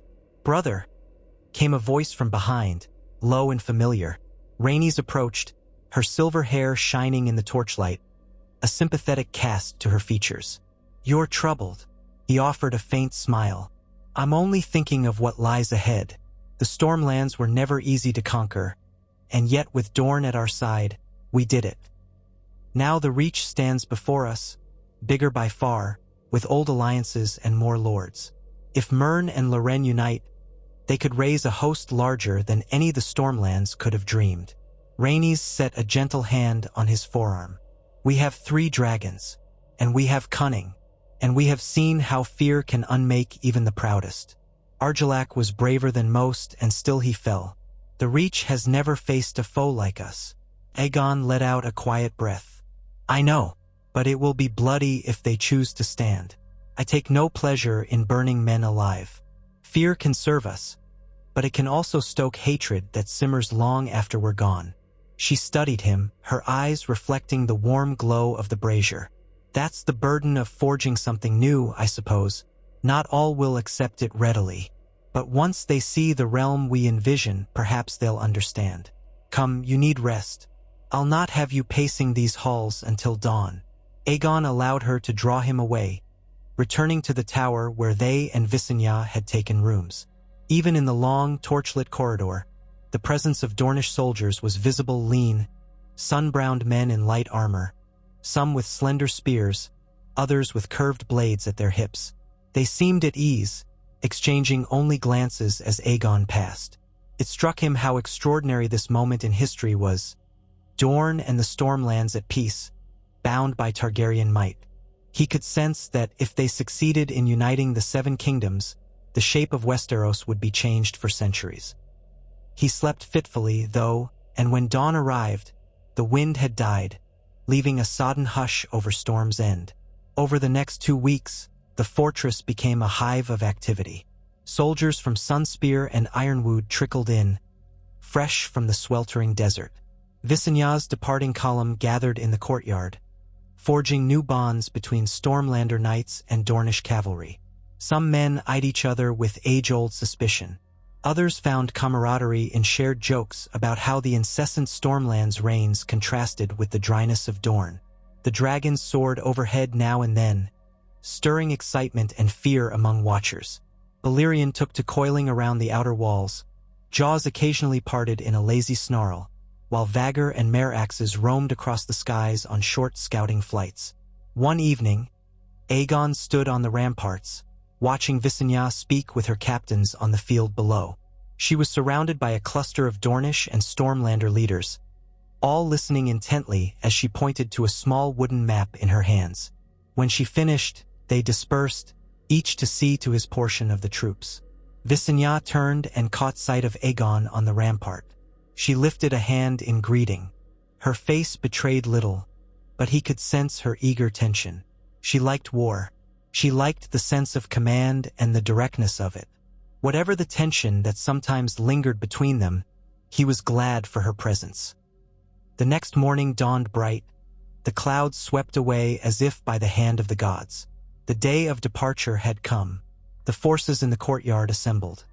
Rows of men on horseback, wagons loaded with provisions, and fresh mounts stamping restlessly. Visenya inspected them, clad in dark leather and steel, dark sister at her hip. Nearby, Rhaenys watched from where Meraxes crouched, the dragon's amber eyes flicking back and forth with lazy awareness. Aegon called out, voice resonant in the still air, Visenya Targaryen, you ride west. Subdue the Marcher lords or bring them to heel. The moment you need aid, release a raven. We will come swiftly as wings can carry us. He gestured toward the sky, where Balerion soared overhead, a black silhouette against the pale blue. May fortune be with you. Make them see reason or make them regret defiance. Visenya inclined her head. Her pale eyes swept over the men behind her, Dornish outriders, Stormlander knights with new Targaryen pennants. We ride immediately. I do not intend to give the Reach time to unite all its banners before we've broken their front lines. Dyria Martell stood nearby, arms crossed. My cousin Andris commands a regiment from House Jourdain and House Euler. They will follow you, along with 200 heavy spear infantry. Use them well. Visenya nodded. I will. With that, her column began to move. Hooves clattered on the drawbridge. The morning sun caught the gleam of steel helms. Dornish riders trotted at the vanguard, dust rising behind them. At the column's rear came baggage wagons, loaded with food, weapons, and tents for the campaign. Within the hour, the courtyard was nearly empty, and Visenya's force was a dwindling serpent across the horizon. Aegon turned to Rhaenys and Dyria. We give her a head start, then we move north ourselves. Our scouts say the fortress of Nightsong is quietly supportive of us already, so that's good. Beyond it, the lands near Summerhall can be approached without much trouble. We must ensure we do not linger too long. Mern Gardner will not wait for us to position ourselves perfectly. Dyria nodded. Dorne's main host, led by Lord Ironwood, is still en route to join us. He might catch up partway. In the meantime, the men I brought here are prepared. We march on your command. Rhaenys grinned, a fierce light dancing in her eyes. Shall we mount Meraxes and see what lies ahead? Aegon gave a curt nod. Yes, gather the scouts. We'll depart at first light tomorrow. Tonight, we confirm that Storm's End is secure under a suitable castellan. I won't have the Stormlanders rising behind us while we're in the Reach. They selected a younger knight, Lord Penrose, who had bent the knee without reservation, to govern Storm's End in Aegon's name. A modest garrison of Targaryen and Dornish soldiers remained as well. By the time the sky began to darken, the fortress bustled again with preparations for departure. Fletchers making last-minute arrows, quartermasters checking ration barrels, stable hands ensuring the horses were fit for the road. At dawn the next day, Aegon and Rhaenys mounted their dragons in the courtyard. The spectacle was no less impressive the second time. Balerion's wings, like vast black sails, created a thunderous gale when he took flight. Meraxes followed, golden eyes glinting. Below, the cavalry and infantry cheered, some in excitement, others in awe. Dirya rode at the head of the column, guiding them west along a broad road that would curve northward, toward the old Summerhall ruins and the southwestern fringes of the Crownlands before turning into the Reach. Aegon relished the crisp morning wind as Balerion climbed, feeling the exhilarating rush of cold air across his cheeks. Beneath him, the Stormlands' forested hills rolled by, draped in a golden haze under the early sun. Rhaenys and Meraxes flew beside him. He glanced across at her and she grinned. No words could be heard at this altitude, but the shared thrill was evident. Far below, dust trailed the column of soldiers like a winding serpent. They flew for hours, scouting roads, watching for signs of enemy gatherings. Once or twice they spied small pockets of men, likely bandits or renegade knights, who scattered at the dragon's approach. None were large enough to pose a threat. By midday, they descended to rejoin the column, beckoning Dirya into a quick conference. She remained mounted on her desert-bred horse, frowning against the glare of the sun. "The roads ahead look clear," Aegon said. "We can press on until nightfall. There's a broad meadow near a small tributary where we can make camp." Dirya nodded. "My scouts confirm the same. We've had no sign that Mern's men are near. Likely they're farther west, near the Mander." They continued, the day wearing on. The landscapes shifted. The Stormlands' ridges and thick woodlands eventually gave way to gentler hills. The ground dried somewhat beneath the summer sun. By nightfall, they found the meadow Aegon had described, and the army fanned out, pitching tents in neat rows. Balerion and Meraxes coiled themselves at the perimeter, watchful guardians that discouraged any lurking foe. As the days turned into a week, they advanced methodically. Messengers galloped back and forth between Aegon's column and Visenya's, bringing word of the latter's swift progress through the marches. Some local lords tried to resist her, minor houses sworn to Highgarden who had long-standing feuds with Dorne. Yet each time, Vagar's presence and Visenya's reputation proved decisive. A few minor skirmishes ended quickly when Dragonflame licked at castle gates. One by one, those lords capitulated or were stripped of their holds.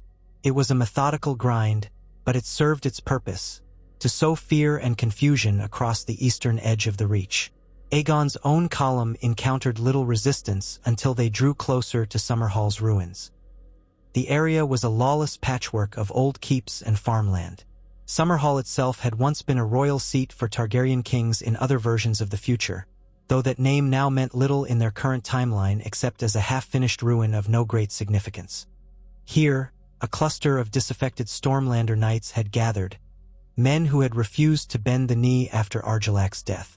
They'd rallied to a stubborn minor lord named Connington, who claimed loyalty to the memory of Argilac. Though the Conningtons themselves were not the greatest of Stormlander houses, they were fierce enough to make trouble. They fortified the ruins, raising makeshift palisades and scorpions in case of a direct assault. Rhaenys, perched on Meraxes high above, surveyed their defenses with a practiced eye one morning. Connington's scorpions were old and ill-maintained, but if a bolt flew true, it could still wound or kill a dragon, especially if the weather turned sour. Aegon arrived astride Balerion, scanning the terrain. The ruins rose amid low hills, brambles, and half-collapsed walls. Connington's men numbered perhaps 200 at most, well short of the 1,000-strong Targaryen, Dornish host that accompanied the dragons. Yet the question remained whether to assault them head-on. Dirya cantered up on her horse, her expression impatient. "We don't have time to play cat and mouse. Let's burn them out. They cling to Argilac's ghost, and we've no use for them." Aegon studied the scorpions, frowning. "We should try to make them yield first. Every arrow that flies at our dragons is a risk. And these are Stormlanders. Some might have changed their minds once they see we offer mercy." Rhaenys nodded. "Let's attempt parley. If they insist on defiance, then we unleash fire." So they landed some distance away, letting the foot soldiers form a protective ring around the perimeter of the ruin. Aegon rode forward with a small escort, a white banner raised for truce. Connington, a lean man with a bristling mustache, emerged onto a half-broken battlement. He looked down with defiance in his eyes. "Go back to your bastard monarchy, dragon spawn," he shouted, voice echoing. "Argilac was our true king, and we owe no fealty to upstart Targaryens who crawl from the sand with Dornish serpents." Aegon kept his composure. "Argilac is dead, Cunnington. Your men will die with you if you continue this folly. You cannot hold a broken ruin against dragons and an entire host. Surrender, and I will show mercy." "Mercy is for the weak," Cunnington spat back. "We'll die free men rather than kneel to you or your scaly brutes." Diria's hand closed on her spear, a spark of anger in her eyes. "Then die you shall." Aegon shot Diria a look, then tried once more, voice carrying with all the calm authority he could muster. "Cunnington, no one doubts your bravery, but you're outmatched. If you lay down arms, you will not be harmed. Those who want to ride home to their families may do so. Your lands can remain in your name. But if you persist," Cunnington cut him off. "You bed with the Dornish, who murdered my father's father in a border raid. I'll never kneel to them or to you. Fire and blood, is it? Then give us blood, Targaryen. Show if you're truly as mighty as you say." With that, he ducked behind the battlement. A single scorpion bolt hissed out, burying itself in the ground 15 paces from Aegon's horse. The parley was done. Aegon exhaled slowly. He turned his steed around, returning to the lines. Rhaenys soared overhead on mare axes, anticipating his signal. As soon as he raised his arm, the dragons descended. Mare axes came first, unleashing a cascade of blue and orange flame over the southern ramparts, where the scorpions stood. Screams erupted. Men scattered from the battlements, clothes and hair igniting. One scorpion managed to loose a bolt at mare axes, but it flew wide, clattering off a stone. Balerion followed, spewing fire along the eastern side. The ruined castle's wooden palisades went up like tinder. Cunnington's men tried to fight back with crossbows and pikes, but it was hopeless. Flames licked through the broken walls, turning the entire ruin into a furnace. The Targaryen Dornish infantry rushed in from the flank, finishing off panicked soldiers who stumbled out of the fire. Some Cunnington men threw down their weapons and tried to flee, only to be cut down or captured by mounted Dornish outriders. Within a quarter hour, the holdfast was a blackened shell. Corpses lay strewn amid the rubble. Aegon and Rhaenys landed once the flames began to die. Gray smoke curled skyward. The smell of charred flesh hung thick in the air. Diria grimly rode through the smoking remains, her horse picking a path among the fallen. She nodded to Aegon, an unspoken acknowledgement that though savage, this had been necessary. When they found Cunnington, he was pinned beneath a collapsed timber, badly burned. He coughed, eyes unfocused, as they approached. Aegon crouched, ignoring the waves of heat emanating from the smoldering wreckage. "I gave you a chance," Aegon said, voice soft. "Why choose this?" Cunnington stared at him with wild hatred, lips cracked and bloody. "Because I'll not live to see you rule with Dornish scum." A shuddering cough racked him. "At least, I die free." His eyes flickered, then closed. Aegon rose, expression grim. He knew there would be more like this before the conquest ended. Men who refused all reason because of old hatreds or wounded pride. The air stank with it. Rhaenys joined him. "Let's move on," she said gently. "We have far to go." They left the ruin behind, smoke drifting in their wake, and pressed north. The remainder of the journey to the border of the Reach was marked by subdued progress. Small villages scurried to open their doors, offering bread and salted mutton to appease the conquerors. A few hill forts surrendered the moment they saw dragons overhead. By the time they reached the river crossing that marked the frontier, Aegon's scouts brought new reports. Mern Gardner was indeed gathering his bannermen along the Mander. Some said he had 40,000 men. Others claimed even more. Rumors also persisted that King Loren Lannister was on the march from the west, promising steel-clad knights and lion banners. They made camp on a rise overlooking the wide grasslands that stretched toward the Reach's heart. This was gentler country than the stormlands, broad, fertile farmland broken by low hills and lazy rivers. Here and there, Modest wooden watchtowers dotted the horizon. Farther west, the great highways that led to Highgarden would be bustling with Gardener troops, or so the scouts insisted. Aegon and Rhaenys stood outside their tent, gazing out at the unfamiliar land. Dornish outriders patrolled the perimeter, while Balerion and mare axes lounged in a meadow, occasionally snapping at livestock offered by the quartermaster. Dyria approached with a dispatch in hand. "Word from Visenya," she said. "She has taken Nightsong and 2 other small keeps in the marches." Resistance was light, though a few lords refused to yield until Vagor melted their gates. She intends to press farther into the Reach, hooking north. "With luck, we can form a junction near the Mander if Mern tries to concentrate his forces in that region." Aegon nodded. "Good. Our next move should be to push west, forcing Mern's hand. If he sees he cannot defend all his lands at once, he might be drawn into open battle, one that we can tip decisively with dragons." Rhaenys asked softly, "And if Loren Lannister's knights do arrive, do we risk facing them together with the Gardeners?" Aegon flexed his jaw. "We must be prepared for that possibility. Loren's pride is legendary, and the Lannisters have resources unmatched by many. If they link up with Mern, we could be facing a host that dwarfs what we saw in the Stormlands." He paused, letting the weight of that settle. "We must rely on the dragons and the Dornish alliance to sow fear before such a union can finalize. Perhaps we can force Mern to the field early. Once we break him, Loren might reconsider." That night, the wind rustled the tall grasses around their camp, carrying the faint perfume of wildflowers. Aegon found no rest. He paced among the tents, exchanging quiet words with sentries, then drifted to where Balerion dozed. The dragon's vast head rested on the ground, eyes half-lidded. Even in slumber, Balerion exuded a smoldering heat.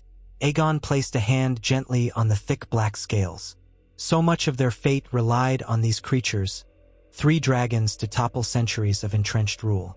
Yet the Stormlands had proven it was possible. By the time the sky lightened to gray, he had resolved that the next great test, facing the might of Highgarden, would be met head-on. Come dawn, they broke camp, marching deeper into the Reach. As the hours passed, the farmland became more prosperous. Fields of barley and wheat, orchards heavy with fruit, and hamlets that bustled with tradesmen. Many folk gaped as the army filed by, eyes glued to the dragons overhead. Aegon forbade looting or needless cruelty, insisting that these lands might soon be his to govern, and he would not have them ravaged without cause. The Dornish were less than enthusiastic about sparing an old enemy, but Dyria kept them mostly in line, reminding her captains that an alliance meant respecting Aegon's will. They encountered pockets of resistance, local militias or petty lords who had mustered a few hundred men. Most scattered at the first roar of Dragonflame. A few were more stubborn, but none possessed the means to do more than bloody a few Targaryen Dornish riders before being overrun. The campaign felt almost too easy, a creeping sense of calm before a greater storm. And indeed, as they pushed toward the Mander, word arrived that King Mern was encamped nearby, along with thousands of troops. Reports were contradictory on whether Loren Lannister's forces had joined him yet, but the rumor was that the Lannisters were marching south at speed. Aegon gathered his commanders by torchlight in a small orchard near the banks of the Mander. Horses were tethered among the trees, and the air smelled of crushed grass and the river's dampness. Rhaenys and Dyria stood at Aegon's side, while a ring of Dornish captains and Targaryen knights formed a loose circle. A large scrap of parchment was pinned down by stones on a low barrel, scribbled with approximate positions of friendly and hostile forces. Aegon pointed to a spot near the Mander's Bend. "Our scouts say Mern's host is camped here, near an expanse of open fields bounded by a low ridge. If that's true, he's likely fortifying a position that blocks the main road to Highgarden. He'll try to force us to attack him frontally, which means facing a forest of pikes and arrows." A Dornish captain with a scar across his brow muttered, "That would be a fool's game. The dragons can circle behind him." Rhaenys shook her head slightly. "It's not that simple. The king might have scorpions or hidden trenches. Also, if the Lannisters are near, we can't risk being caught in a trap." They'd love to see us pinned against Mern's lines while their cavalry smashes our flanks. Dirya traced a line across the parchment. Visenya should be approaching from the south. If she times it well, she could strike Mern's flank while we attack from the front. The dragons overhead can disrupt any concentrated defense. Aegon considered the shapes and lines. It might work. We can attempt to draw Mern into the open fields. If he stands behind fortifications, we feint a retreat, then let Visenya's force smash him from behind. Once he's forced into a pitched battle, the dragons tip the scales. But all this hinges on good timing. If either of our armies arrives too early or too late, Mern might isolate and defeat one column. Rhaenys, glancing around at the assembly, asked, "Do we know for certain when Visenya will arrive?" A Targaryen scout stepped forward, bowing low. "We sent riders with messages. Lady Visenya's last dispatch said she would push toward the Mander at best speed. She might be 2 days away, perhaps 3, depending on how many small holdfasts still resist her." Aegon pressed his lips together. "Then we must proceed carefully. Let's send out watchers. I want to locate Mern's exact position and keep an eye out for Lannister banners. If the Lannisters are already with him, we must adapt." They set to it. The next 2 days brimmed with tension. Aegon advanced cautiously, halting the main host before it entered the large fields rumored to hold the Gardener camp. He posted scouts along the ridges and discreetly used the dragons to fly high reconnaissance when the weather was clear. From above, Rhaenys glimpsed a sea of tents in the distance. A vast army indeed, with the golden rose of House Gardener rippling in the breeze. No sign of Lannister banners yet, but that could change in a day. Meanwhile, ravens arrived bearing word that Visenya was close, skirmishing with small pockets of Reach soldiers but making steady progress. If all went well, she would be within range to support Aegon's army in 2 more days. Aegon clung to that timeline, hoping Mern would not attack first. Yet, on the dawn of the 3rd day, as a low mist clung to the ground, watchers came galloping back with urgent news. Mern's army was on the move, thousands of foot soldiers, knights, and mounted crossbowmen advancing across the fields. Aegon roused the camp quickly. The men armed themselves, banners unfurling in the milky morning light. Valyrian and mare axes roared awake, spooking horses. Dornish captains barked orders. They formed lines near a gentle slope, the Mander glinting in the distance. The pounding of thousands of boots could be heard, a low thunder that set hearts racing. Aegon mounted Valyrian, scanning the horizon. The mist blurred shapes at first, but soon banners emerged. The golden rose of Highgarden, alongside lesser sigils from houses like Tarly, Oakhart, and Rowan. The mass of men seemed endless. Mern was no fool. Clearly, he intended to crush the Targaryen Dornish force before Visenya could join it. He had the advantage in numbers, and he likely believed that if he struck swiftly, he might scatter the smaller foe. Rhaenys flew mare axes in a wide arc overhead, gathering intelligence. She returned, shouting to Aegon across the wind, "They have scorpions near the center, and I saw a line of heavy cavalry forming on the right. Oakhart's men, maybe. They look well prepared." Aegon's mind raced. Even with dragons, the odds were daunting. But if they held their ground too stiffly, the weight of Mern's ranks could roll over them. They needed to strike with the dragons, sow panic, and hope the line held until Visenya appeared. He raised Blackfire overhead, the morning sun catching the Valyrian steel. "Sound the horns. Form ranks. Let's not wait for them to set the tone." Dirya Martell urged her horse forward, spear in hand. "Dorne to the front. We'll harass their flanks. Keep them busy until you can burn their center." Drums thundered. War cries rippled through the Targaryen Dornish lines. Aegon signaled, and Valyrian climbed into the air with a roar that made men on both sides shudder. The ground campaign began with Dornish cavalry surging forward, arrows whistling from riders who fired from horseback. The Gardener vanguard advanced behind tall shields, pikes bristling. Archers answered, and the field filled with the hiss of shafts. Men fell screaming. Horses reared. The friction of metal on metal rose to a cacophony. Above it all, Aegon circled, He guided Balerion toward the mass of foot soldiers, unleashing a long jet of flame that cut a swath of devastation. Soldiers scattered, shrieking as the front ranks ignited. But Mern's men did not break. They reformed with disciplined speed, scorpions swiveling. One bolt whizzed past Balerion's flank, grazing the thick scales but not piercing them. Another soared high, missing entirely. Merax's dove from the opposite angle, her fire scorching a line of tents. The acrid smell of burning canvas mingled with the stench of charred flesh. And still, Mern's men pressed forward. The golden rose banners wavered, but continued their inexorable advance, pounding drums echoing their step. Dornish horse archers tried to break their flanks, but the Gardner knights on the right flank countercharged, heavy lances gleaming. The clash was fierce. Diria's spear took one knight from the saddle, but a second hammered her horse, toppling her in a crash of hooves and dust. She vanished in the scrum, though her men rallied to protect her. Aegon saw none of that in close detail. He was too high, scanning for the best point to strike again. Then a glint of metal drew his eye. Far to the west, beyond Mern's formation, another column of horsemen approached at speed. His first thought was Visenya arrived at last, but as they drew nearer, the heraldry became clear. A golden lion on a crimson field. The Lannisters had arrived. His heart sank. This was no small force. King Loren Lannister rode at its head, a line of knights behind him, presumably thousands more marching. They were not yet on the battlefield proper, but if they joined Mern's ranks, the Targaryen Dornish line might be outflanked and overwhelmed.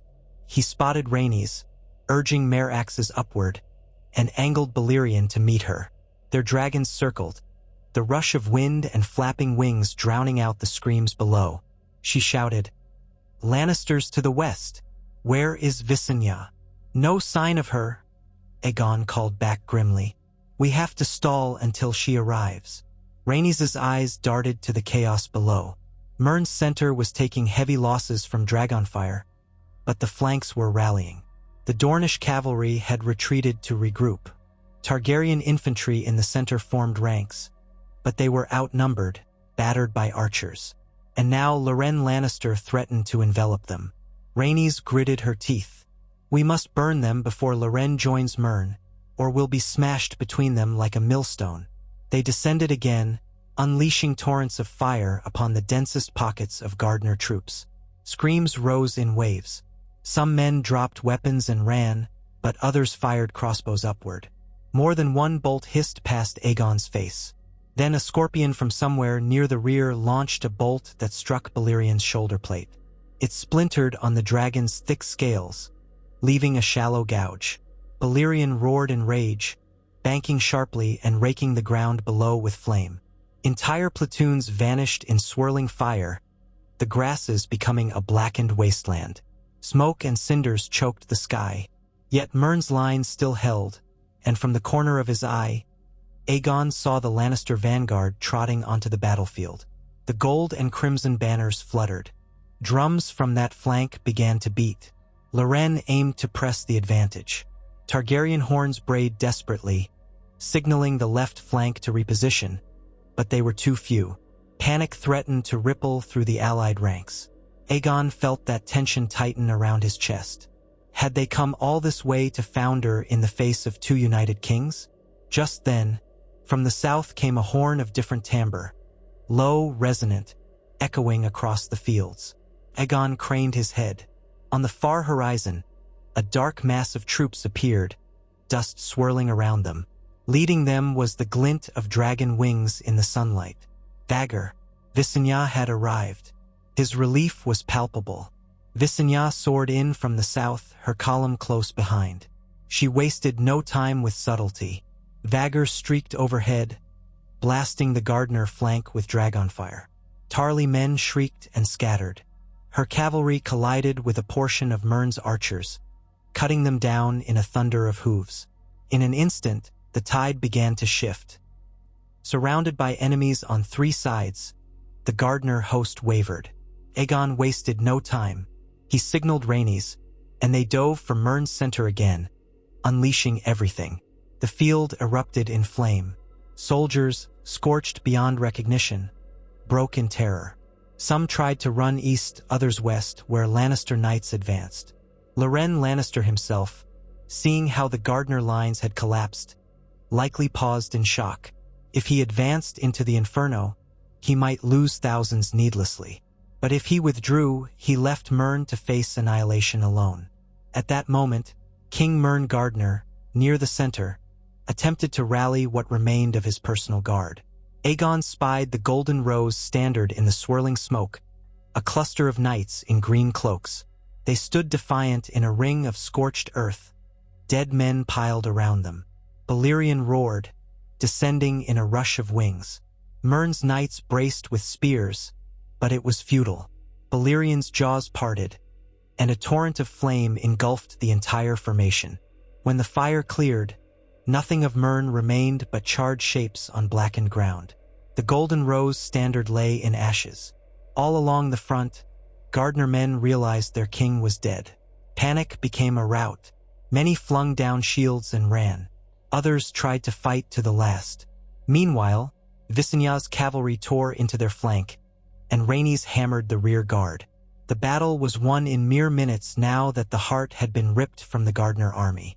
The vast field was a furnace of smoke, fire, and fleeing men. Some sought mercy, kneeling with outstretched arms. Others kept running until they vanished into distant copses of trees. Aegon swung Balerion around, scanning for the Lannister lines. To his surprise, he saw their banners retreating west. Loren's knights were pulling back in orderly formation, apparently deciding to abandon Mern's doomed host rather than join it in destruction. Aegon felt a fierce satisfaction. By the time the Lannisters were out of arrow range, the battle was effectively over. The Targaryen-Dornish alliance had triumphed. Yet triumph came at a cost. Hundreds of allied troops lay dead or dying, among them some of the best Dornish captains. The entire field was a blackened horror. Grass burned in patches, and the smoke of burned flesh clogged the air. Aegon wished it had not come to this. Yet with Mern's refusal and Loren's intervention, there had been no alternative. The dragons had secured victory, but the memory of those dying screams would linger. He landed near the charred place where Mern had perished. Rhaenys and Visenya joined him. Visenya's armor was smeared with ash. She smelled of soot and blood, her expression tight with the exultation of battle. Rhaenys hopped down from mare axes, scanning the carnage. Not far off, Dirya Martell emerged, dust-streaked, a ragged bandage around her upper arm. "It's done," Dirya said, voice hard. "The Gardner King is dead. The men are scattering. We hold the field." Visenya approached, dismounting from Vagor. "I saw Lannister banners withdrawing. We should consider pursuit before they regroup." Rhaenys wiped sweat from her brow. "Yes, but we must let the men rest. Many are wounded or exhausted. The Lannisters might lure us into an ambush if we chase them blindly." Aegon contemplated the western horizon. The Lannisters still had an army, intact for the most part. If they regrouped and enticed any remaining Reach Lords to join them, the war was far from over. Yet the moral blow they had just suffered was immense. The Gardner line, which had reigned in Highgarden for centuries, was ended in a single morning of dragonfire. He turned to his sisters and Dirya. "First, we gather the wounded, secure the prisoners, and put out these fires. Then we send word to every lord in the Reach. The monarchy of Highgarden is broken. Let them swear fealty or face the same flames. If any remain who wish to hold Highgarden, they had best yield it." Dirya spat out a mouthful of dust. "Dorne stands ready to continue if they resist. But after seeing their king burned alive, I suspect many will kneel." Aegon nodded. "Let us hope so. As for Loren Lannister, we'll deal with him soon." The battlefield was still strewn with the wounded. Groans and cries for mercy rang out across the scorched grass. Aegon ordered his men to give quarter where possible, tend to those who surrendered. Some Dornish riders scoffed, preferring to kill every captive. But Dirya and her captains enforced Aegon's will. They had to show that the Targaryens could be merciful conquerors, not mindless butchers, if they wanted any hope of forging a stable realm. News of Mern's death traveled like lightning. Within a day, lords from across the Central Reach sent envoys to the Targaryen camp, offering to bend the knee. The might of Highgarden had collapsed with the immolation of its king and thousands of troops. House Tyrell, stewards of Highgarden, dispatched a messenger to say they would yield the castle to Aegon if granted leniency for the people within. Aegon accepted at once. He wanted Highgarden intact, a symbol that would rally the remaining lords to Targaryen rule. Visenya led a vanguard of knights and Dornish spears to occupy Highgarden. She found the gates open, the Tyrell steward, Harlan Tyrell, kneeling in the courtyard with keys in hand, trembling. Visenya took the keys in a swift, impersonal ceremony, proclaiming that by right of conquest, the castle belonged to Aegon. Harlan swore loyalty on behalf of all the castle's inhabitants, pleading for mercy. Visenya assured him that as long as no treachery arose, Highgarden would be spared. She dispatched a raven at once to the main camp, informing Aegon that Highgarden was his. Meanwhile, Aegon gathered his battered host near the burned field. They tended the wounded, gave funeral rites to the dead, and posted scouts in all directions. Unburdened by illusions that Mern might rally or that the rest of the Reach would resist en masse, they marched west in a slower, more methodical manner. The harvest-laden farmland lay quiet. Villagers stared wide-eyed at the blackened banners of House Targaryen beside the sun and spear of Dorne, understanding that the new order had come. At last, under skies tinged with the orange of a summer sunset, Aegon and Rhaenys arrived at Highgarden. The fortress rose gracefully among green fields and orchards, a great stone keep draped in vines and surrounded by broad, fertile gardens. Its beauty contrasted sharply with the devastation they had left behind. Harlan Tyrell met them in the courtyard, wringing his hands, bowing so low that his face nearly touched the ground. He was a slightly portly man with thin brown hair and anxious eyes. "Your Grace," he murmured, voice shaking, "we have awaited your arrival. Highgarden is yours." Aegon dismounted, feeling the ache of the campaign in his limbs. A hush gathered among the courtyard onlookers, servants, lesser knights, stewards. He scanned the keep's elegant walls, the tall towers wrapped in ivy, the wide moat bridging shimmering water. Once, the gardeners had reigned here since time immemorial. Now that line was extinguished. A pang of regret stirred in him, but he suppressed it. This was the cost of forging a new realm. He approached Harlan. "Rise, you have done wisely to yield. The realm I intend to build has a place for those who submit. The bloodshed need not continue if your people accept Targaryen rule." Harlan stood, trembling. "We are at your command, your grace. Only, I beg for your mercy upon the small folk. They have done no wrong. And if you would permit House Tyrell to remain as stewards, under you, of course, we would administer the fields and ensure your harvests are abundant." Aegon studied him. He knew from history that the Tyrells had been hereditary stewards for the gardeners, with close ties to the castle's governance. Showing them favor might help stabilize the region quickly. And if Harlan proved loyal, it would serve as a model for other houses. "Bend the knee, keep your titles, at least some of them." He nodded. "Very well. House Tyrell shall serve as wardens of Highgarden in my name, subject to my oversight. The small folk will be spared. But if there's any whisper of treachery, I'll not be so lenient a second time." Harlan blanched. "Of course, your grace. We are honored." Visenya approached, her expression unreadable as she looked around. "The castle is secure, brother. The surviving knights who once served Mern have accepted your sovereignty, or fled." Rhaenys frowned. "Let us ensure no pockets of resistance linger. We'll place some Targaryen Dornish garrisons here." Aegon agreed. "Yes, let's keep a strong presence. The Reach is large. We have subdued its heart, but outlying regions might yet harbor illusions of rebellion." He turned to Harlan. "Send ravens to every corner of the Reach. Proclaim that Highgarden now belongs to House Targaryen, that the old monarchy is ended, and that any who defy this new order will burn." Harlan bobbed his head repeatedly. "I shall, your grace." That night, Aegon walked the parapets of Highgarden. The keep's gardens spread below, dotted with the silhouettes of cypress trees and flowering shrubs. Moonlight danced on fountains and ponds. A hush lay over the fortress, broken only by the distant rustling of leaves and the sporadic calls of birds. He imagined how many centuries of gardeners had strolled these walls, convinced of their dynasty's permanence. Now it was Targaryen territory. Rhaenys joined him, her posture relaxed yet alert. She gazed out at the starlit fields. "I can hardly believe it. We have Dorne, the Stormlands, and now the Reach. If we secure it fully, nearly half the realm is ours already." Aegon nodded. "But we still face Loren Lannister's west, the might of the Rock. Then there's the Vale, the Riverlands, Harren the Black in the Iron Islands, and the north. A long road remains." She folded her arms, leaning on the parapet.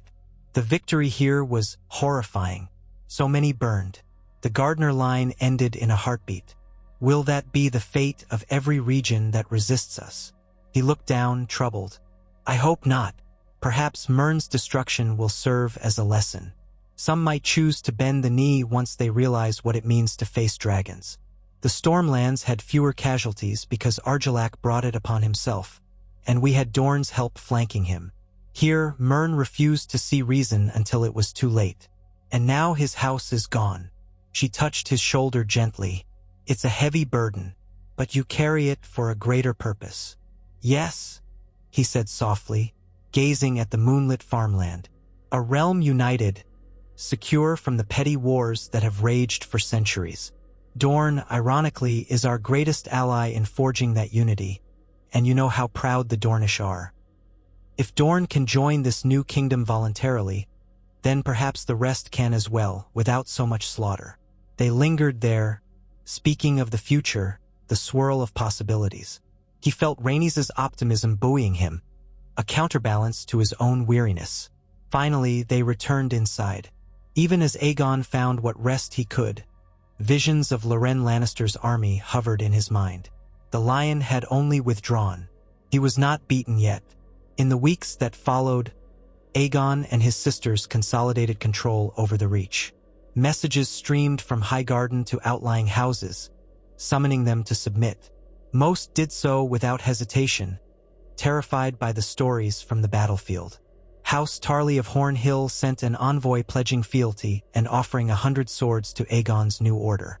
House Hightower of Oldtown hesitated, but eventually envoys arrived to treat with the Targaryens, speaking politely of trade and peace. Aegon suspected Oldtown was biding its time, uncertain whether the Targaryens would truly dominate the entire realm, but for now they showed no open defiance. With each passing day, more lords arrived at Highgarden to bend the knee. Even the proud Oakhearts and Rowans, who had lost heavily in the battle, came to swear loyalty, eyes downcast and voices trembling. A handful of smaller houses slipped away or refused to appear, perhaps running to find Loren Lannister. But the majority capitulated. Aegon rewarded them by confirming their lands and titles, provided they recognized him as their new overlord. Little by little, the great region of the Reach was sewn into the Targaryen realm. The Tyrell steward, Harlan, proved an able administrator. He assisted Targaryen officers in organizing supply lines, collecting tithes, and ensuring the harvest reached the new treasury. Though overshadowed by the presence of dragons and Dornish spears, he worked diligently, eager to prove his worth and avoid any suspicion of treachery. During this time, Visenya did not linger in Highgarden. She departed soon after the initial occupation, taking Vagor and a corps of soldiers to secure the southwestern plains. Reports of bandits or rebellious pockets reached her ears, and she stamped them out with ruthless efficiency. Rhaenys, for her part, alternated between scouting by dragon and aiding Aegon in diplomatic tasks, meeting lords who had recently sworn fealty, ensuring the Dornish presence remained stable. Meanwhile, Dyria Martell recovered from her wounds in Highgarden. She wore a sling for her injured arm, but she kept a keen eye on the negotiations, ensuring Dorne's interests were not brushed aside. At last, with the bulk of the Reach subdued, talk turned to the next move, dealing with Loren Lannister. Aegon convened a war council in Highgarden's Great Hall, a splendid chamber draped with the remnants of Gardner tapestries. Tall windows let in shafts of golden sunlight. The Targaryen banner hung where once the Golden Rose presided, and beside it flew the sun and spear of Dorne. Seated around a carved wooden table were Aegon, Rhaenys, Visenya, Dyria Martell, Harlan Tyrell, and a handful of Targaryen commanders and Dornish captains. Servants hovered at the edges, silent as wraiths, pouring wine or refilling cups of water. Aegon spoke first, his gaze resting on Harlan Tyrell. "We have word that Loren Lannister returned to Casterly Rock with most of his army intact. He's rumored to be rallying more men. We cannot leave the West unconquered if we intend a united realm." Harlan bowed his head. "The West is rich in gold from the mines. Loren can hire sellswords if his own knights are not numerous enough. But the Lannisters are proud. They'll fight if cornered. Perhaps we can treat with them? Show them the futility of standing against dragons?" Visenya scoffed quietly. "We offered that chance to Myrn. We saw how it ended. Loren spurned us once already by marching with Myrn. I doubt he'll simply kneel unless forced." Dyria sipped her wine, lips curling wryly. "Yet consider how swiftly he fled once he saw Myrn's cause was doomed. That is not the mark of a man eager for glorious death. Perhaps a demonstration of force will suffice." Rhaenys spoke in a measured tone. "We could approach the rock with dragons overhead, letting him know the same fate that befell Myrn awaits him. If he's wise, he'll bend the knee." Aegon glanced at the map on the table. "The West is formidable, not just because of Casterly Rock's defenses but also the numerous bannermen, Crakehall, Marbrand, Lefford, and others. If he unites them in a single host, we might face another large-scale battle. Let's hope we can avoid another slaughter." Visenya tapped a dagger against the table's edge. "We strike quickly as we did before. Force Loren's bannermen to realize they cannot stand against dragons. If that means burning a few castles, so be it." Harlan winced. "I pray they submit quickly, for the good of the realm." Aegon straightened, addressing the council. "Then it's decided. We march west, gather our forces, and confront Loren. If he yields, we accept him as a lord under Targaryen rule. If he defies us, we do to him what we did to the Gardeners. Let us gather an army from the newly subjugated Reach, along with our Dornish allies. We'll need to leave enough men to hold Highgarden. Harlan, you and a loyal Targaryen castellan will remain behind to maintain order. In time, I may raise House Tyrell further, but for now, we can't be sure the Reach won't rebel if we all leave." Harlan bowed deeply. "As you command, Your Grace." They spent the next week mustering a new host. Many men from the Reach had joined them, some sincerely, others out of fear. Dornish contingents consolidated after the last battles. Stormlander knights, including some who had proven their loyalty at Summerhall's ruins, rode in as well. Aegon aimed to create a unified force under the Targaryen banner, though it was an uneasy alliance. Dornish veterans side by side with newly conquered Reachmen who had hated Dorne for generations. But so far, the presence of dragons quelled most tensions. None wanted to risk Aegon's wrath. When they at last marched, the host extended for miles. Thousands of infantry, cavalry, and support wagons loaded with supplies from Highgarden's bounty. Banners fluttered in the breeze. The three-headed dragon of House Targaryen, the sun and spear of Martell, and lesser crests of knights who had bent the knee. At the vanguard rode Aegon and his sisters, their dragons taking turns overhead, sometimes landing to rest. Dyria Martell accompanied them, though her arm was still in a sling. She refused to sit idle, insisting she represent Dorne until the conquest was done. The journey west into the hills that led toward Lannisport and Casterly Rock brought them through new landscapes. Rocky slopes, forests of tall pines, and winding passes. The roads were well-traveled, connecting the rich farmland of the Reach with the gold-mining districts of the West. Along the way, small garrisons and local lords observed their approach. Some sent riders to greet them, swearing fealty to King Aegon the moment they saw the dragons. Others braced for a fight, but changed their minds after a single demonstration of flame. As the Targaryen Dornish host drew closer to Casterly Rock, they received contradictory reports about Loren Lannister.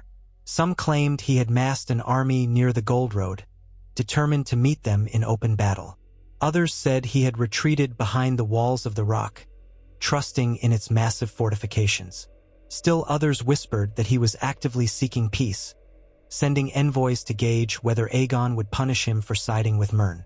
Then, on a crisp morning as they ascended a ridge overlooking a broad valley, a small mounted party bearing the lion banner approached under a flag of truce. Aegon halted the column, sending out Rhaenys and a handful of trusted knights to meet them on neutral ground. The lion banner riders were led by a certain Ser Daemon Brax, a lean man with a well-groomed mustache. He bowed politely. "My lords," he said carefully, "I come from King Loren Lannister. He requests a parley with Aegon Targaryen to discuss terms." Rhaenys eyed him. "Terms for what?" "He rode against us at the Mander, then fled when the tide turned. He must know how that ended for Mern Gardner." Ser Daemon swallowed. "He does, my lady. Loren recognizes the might of House Targaryen. He seeks to avoid the destruction that befell Highgarden. Perhaps, with mutual understanding, bloodshed can be spared." Rhaenys studied him, her face giving little away. "We are prepared to speak with your king, but if this is some ruse or delay while he musters more men, we will not be gentle." Ser Daemon bowed again. "King Loren instructs me to assure you that his intentions are genuine. He offers to meet near the Tumblestone Crossing, unarmed, with a small escort. He hopes Aegon Targaryen will do likewise." Rhaenys returned to Aegon with the message. He listened, weighing the risks. Visenya frowned, suspicious of ambush. Dyria Martell gripped her spear, saying, "He might try to lure you there, capture or kill you, or use the moment to gauge our weaknesses." Aegon sat astride Balerion, who growled softly at the presence of the strangers. He watched the lion banner in the distance. If Loren truly meant to fight, he'd have done so already. Instead, he's reaching out. Perhaps he's learned from Mern's demise. "I'll meet him, but I'll bring Balerion overhead. If it's a trap, he'll regret it." They agreed.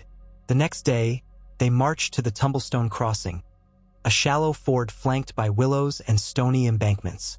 Aegon rode out with a small retinue, Rhaenys, Visenya, Dyria, and a handful of knights, while Balerion circled high above, out of bowshot range.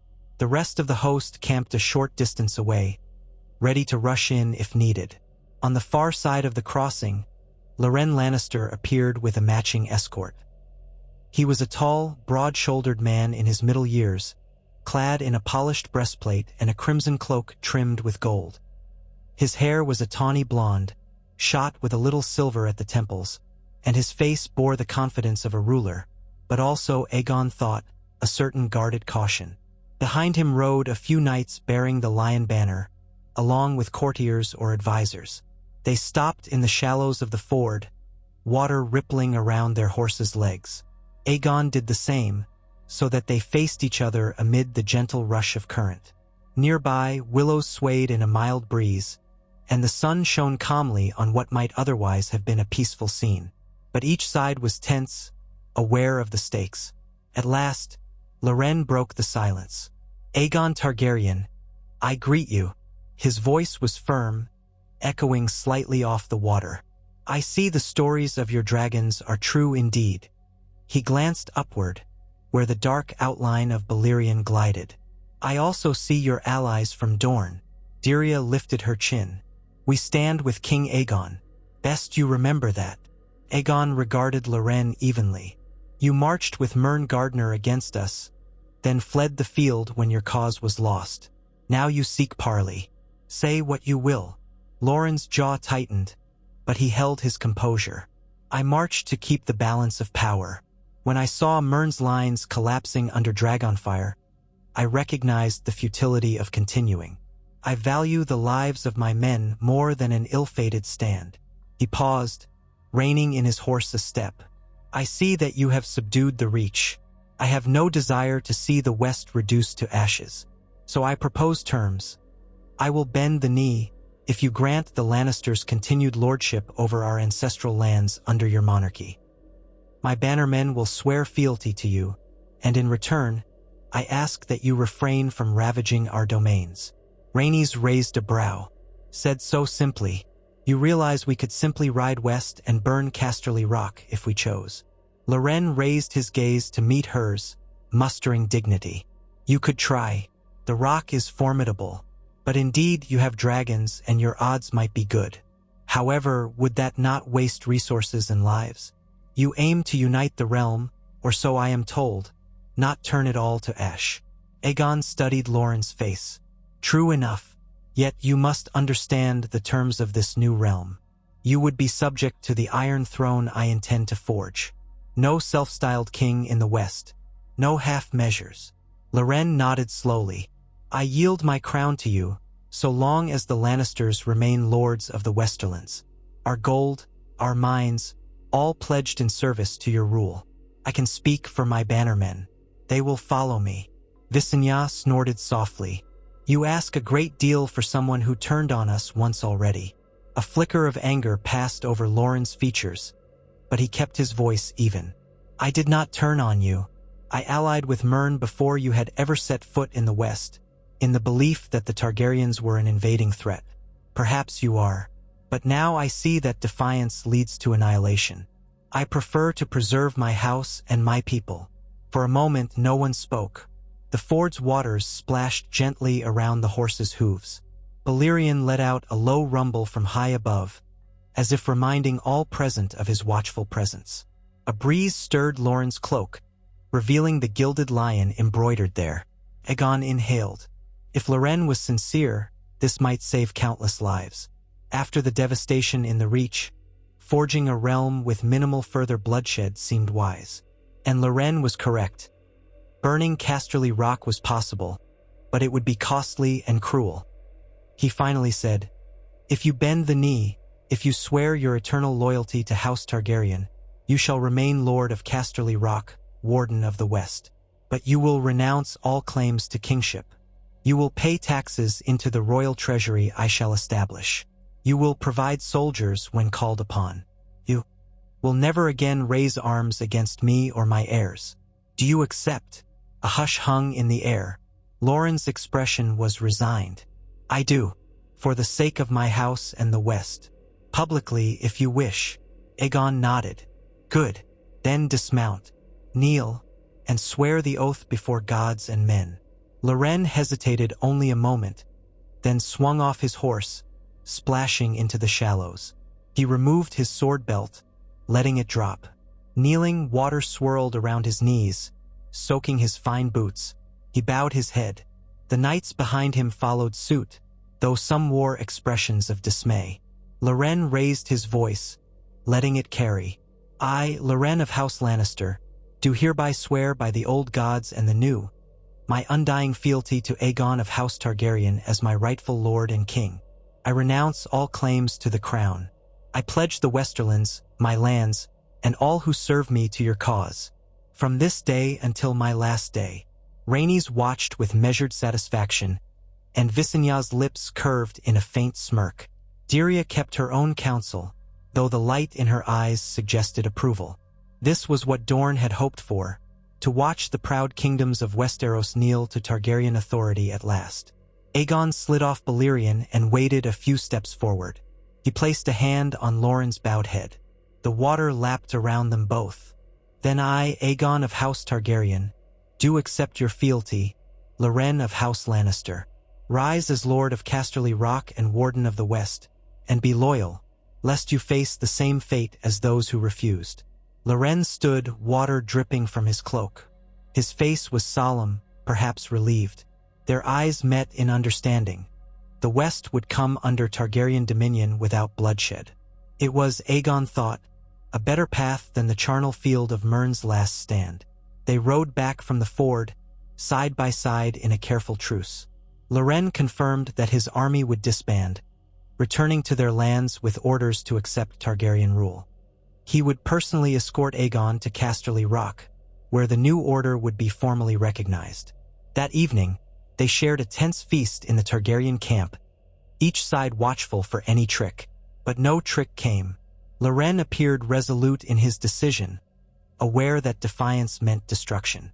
2 days later, Aegon, his sisters, and a large escort rode up the winding road to Casterly Rock. They beheld the colossal rock formation shaped by eons of ocean tides, crowned by walls and towers that glinted in the sun. Within, the Lannister seat loomed, vaulted halls carved into the stone, storied galleries that held the gold of ages. Valyrians circled overhead, ensuring no thought of betrayal lingered. Servants and guards stared fearfully as the Targaryen procession entered the gates. Loren led them into a grand courtyard, beneath the carved lions that flanked the passage. There, before an assembly of Westerland lords, Loren formally yielded the West to House Targaryen. Aegon accepted, proclaiming Loren his vassal lord. Once again, the hush of inevitability settled. The lion had bowed to the dragon. Thus, in the span of a few months, Aegon's realm had grown to include Dorne by alliance, the Stormlands by conquest, the Reach through a blaze of fire, and now the Westerlands by capitulation. Whispers spread across the land. The Targaryens would not be stopped. The Undull kings fell like wheat before the harvest blade.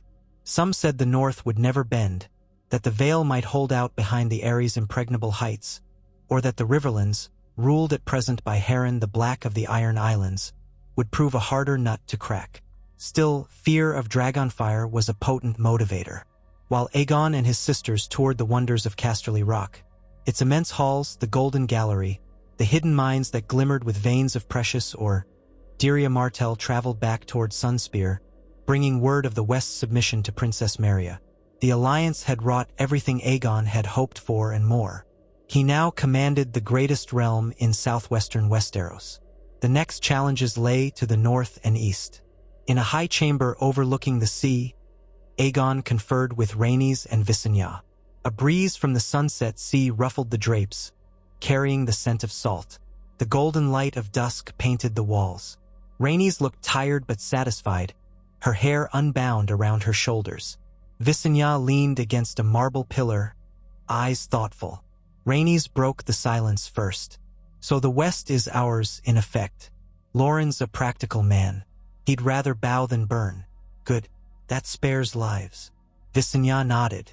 Yes, but Harrenhal might not prove so sensible. They say he's completed Harrenhal, the greatest castle the continent has ever seen.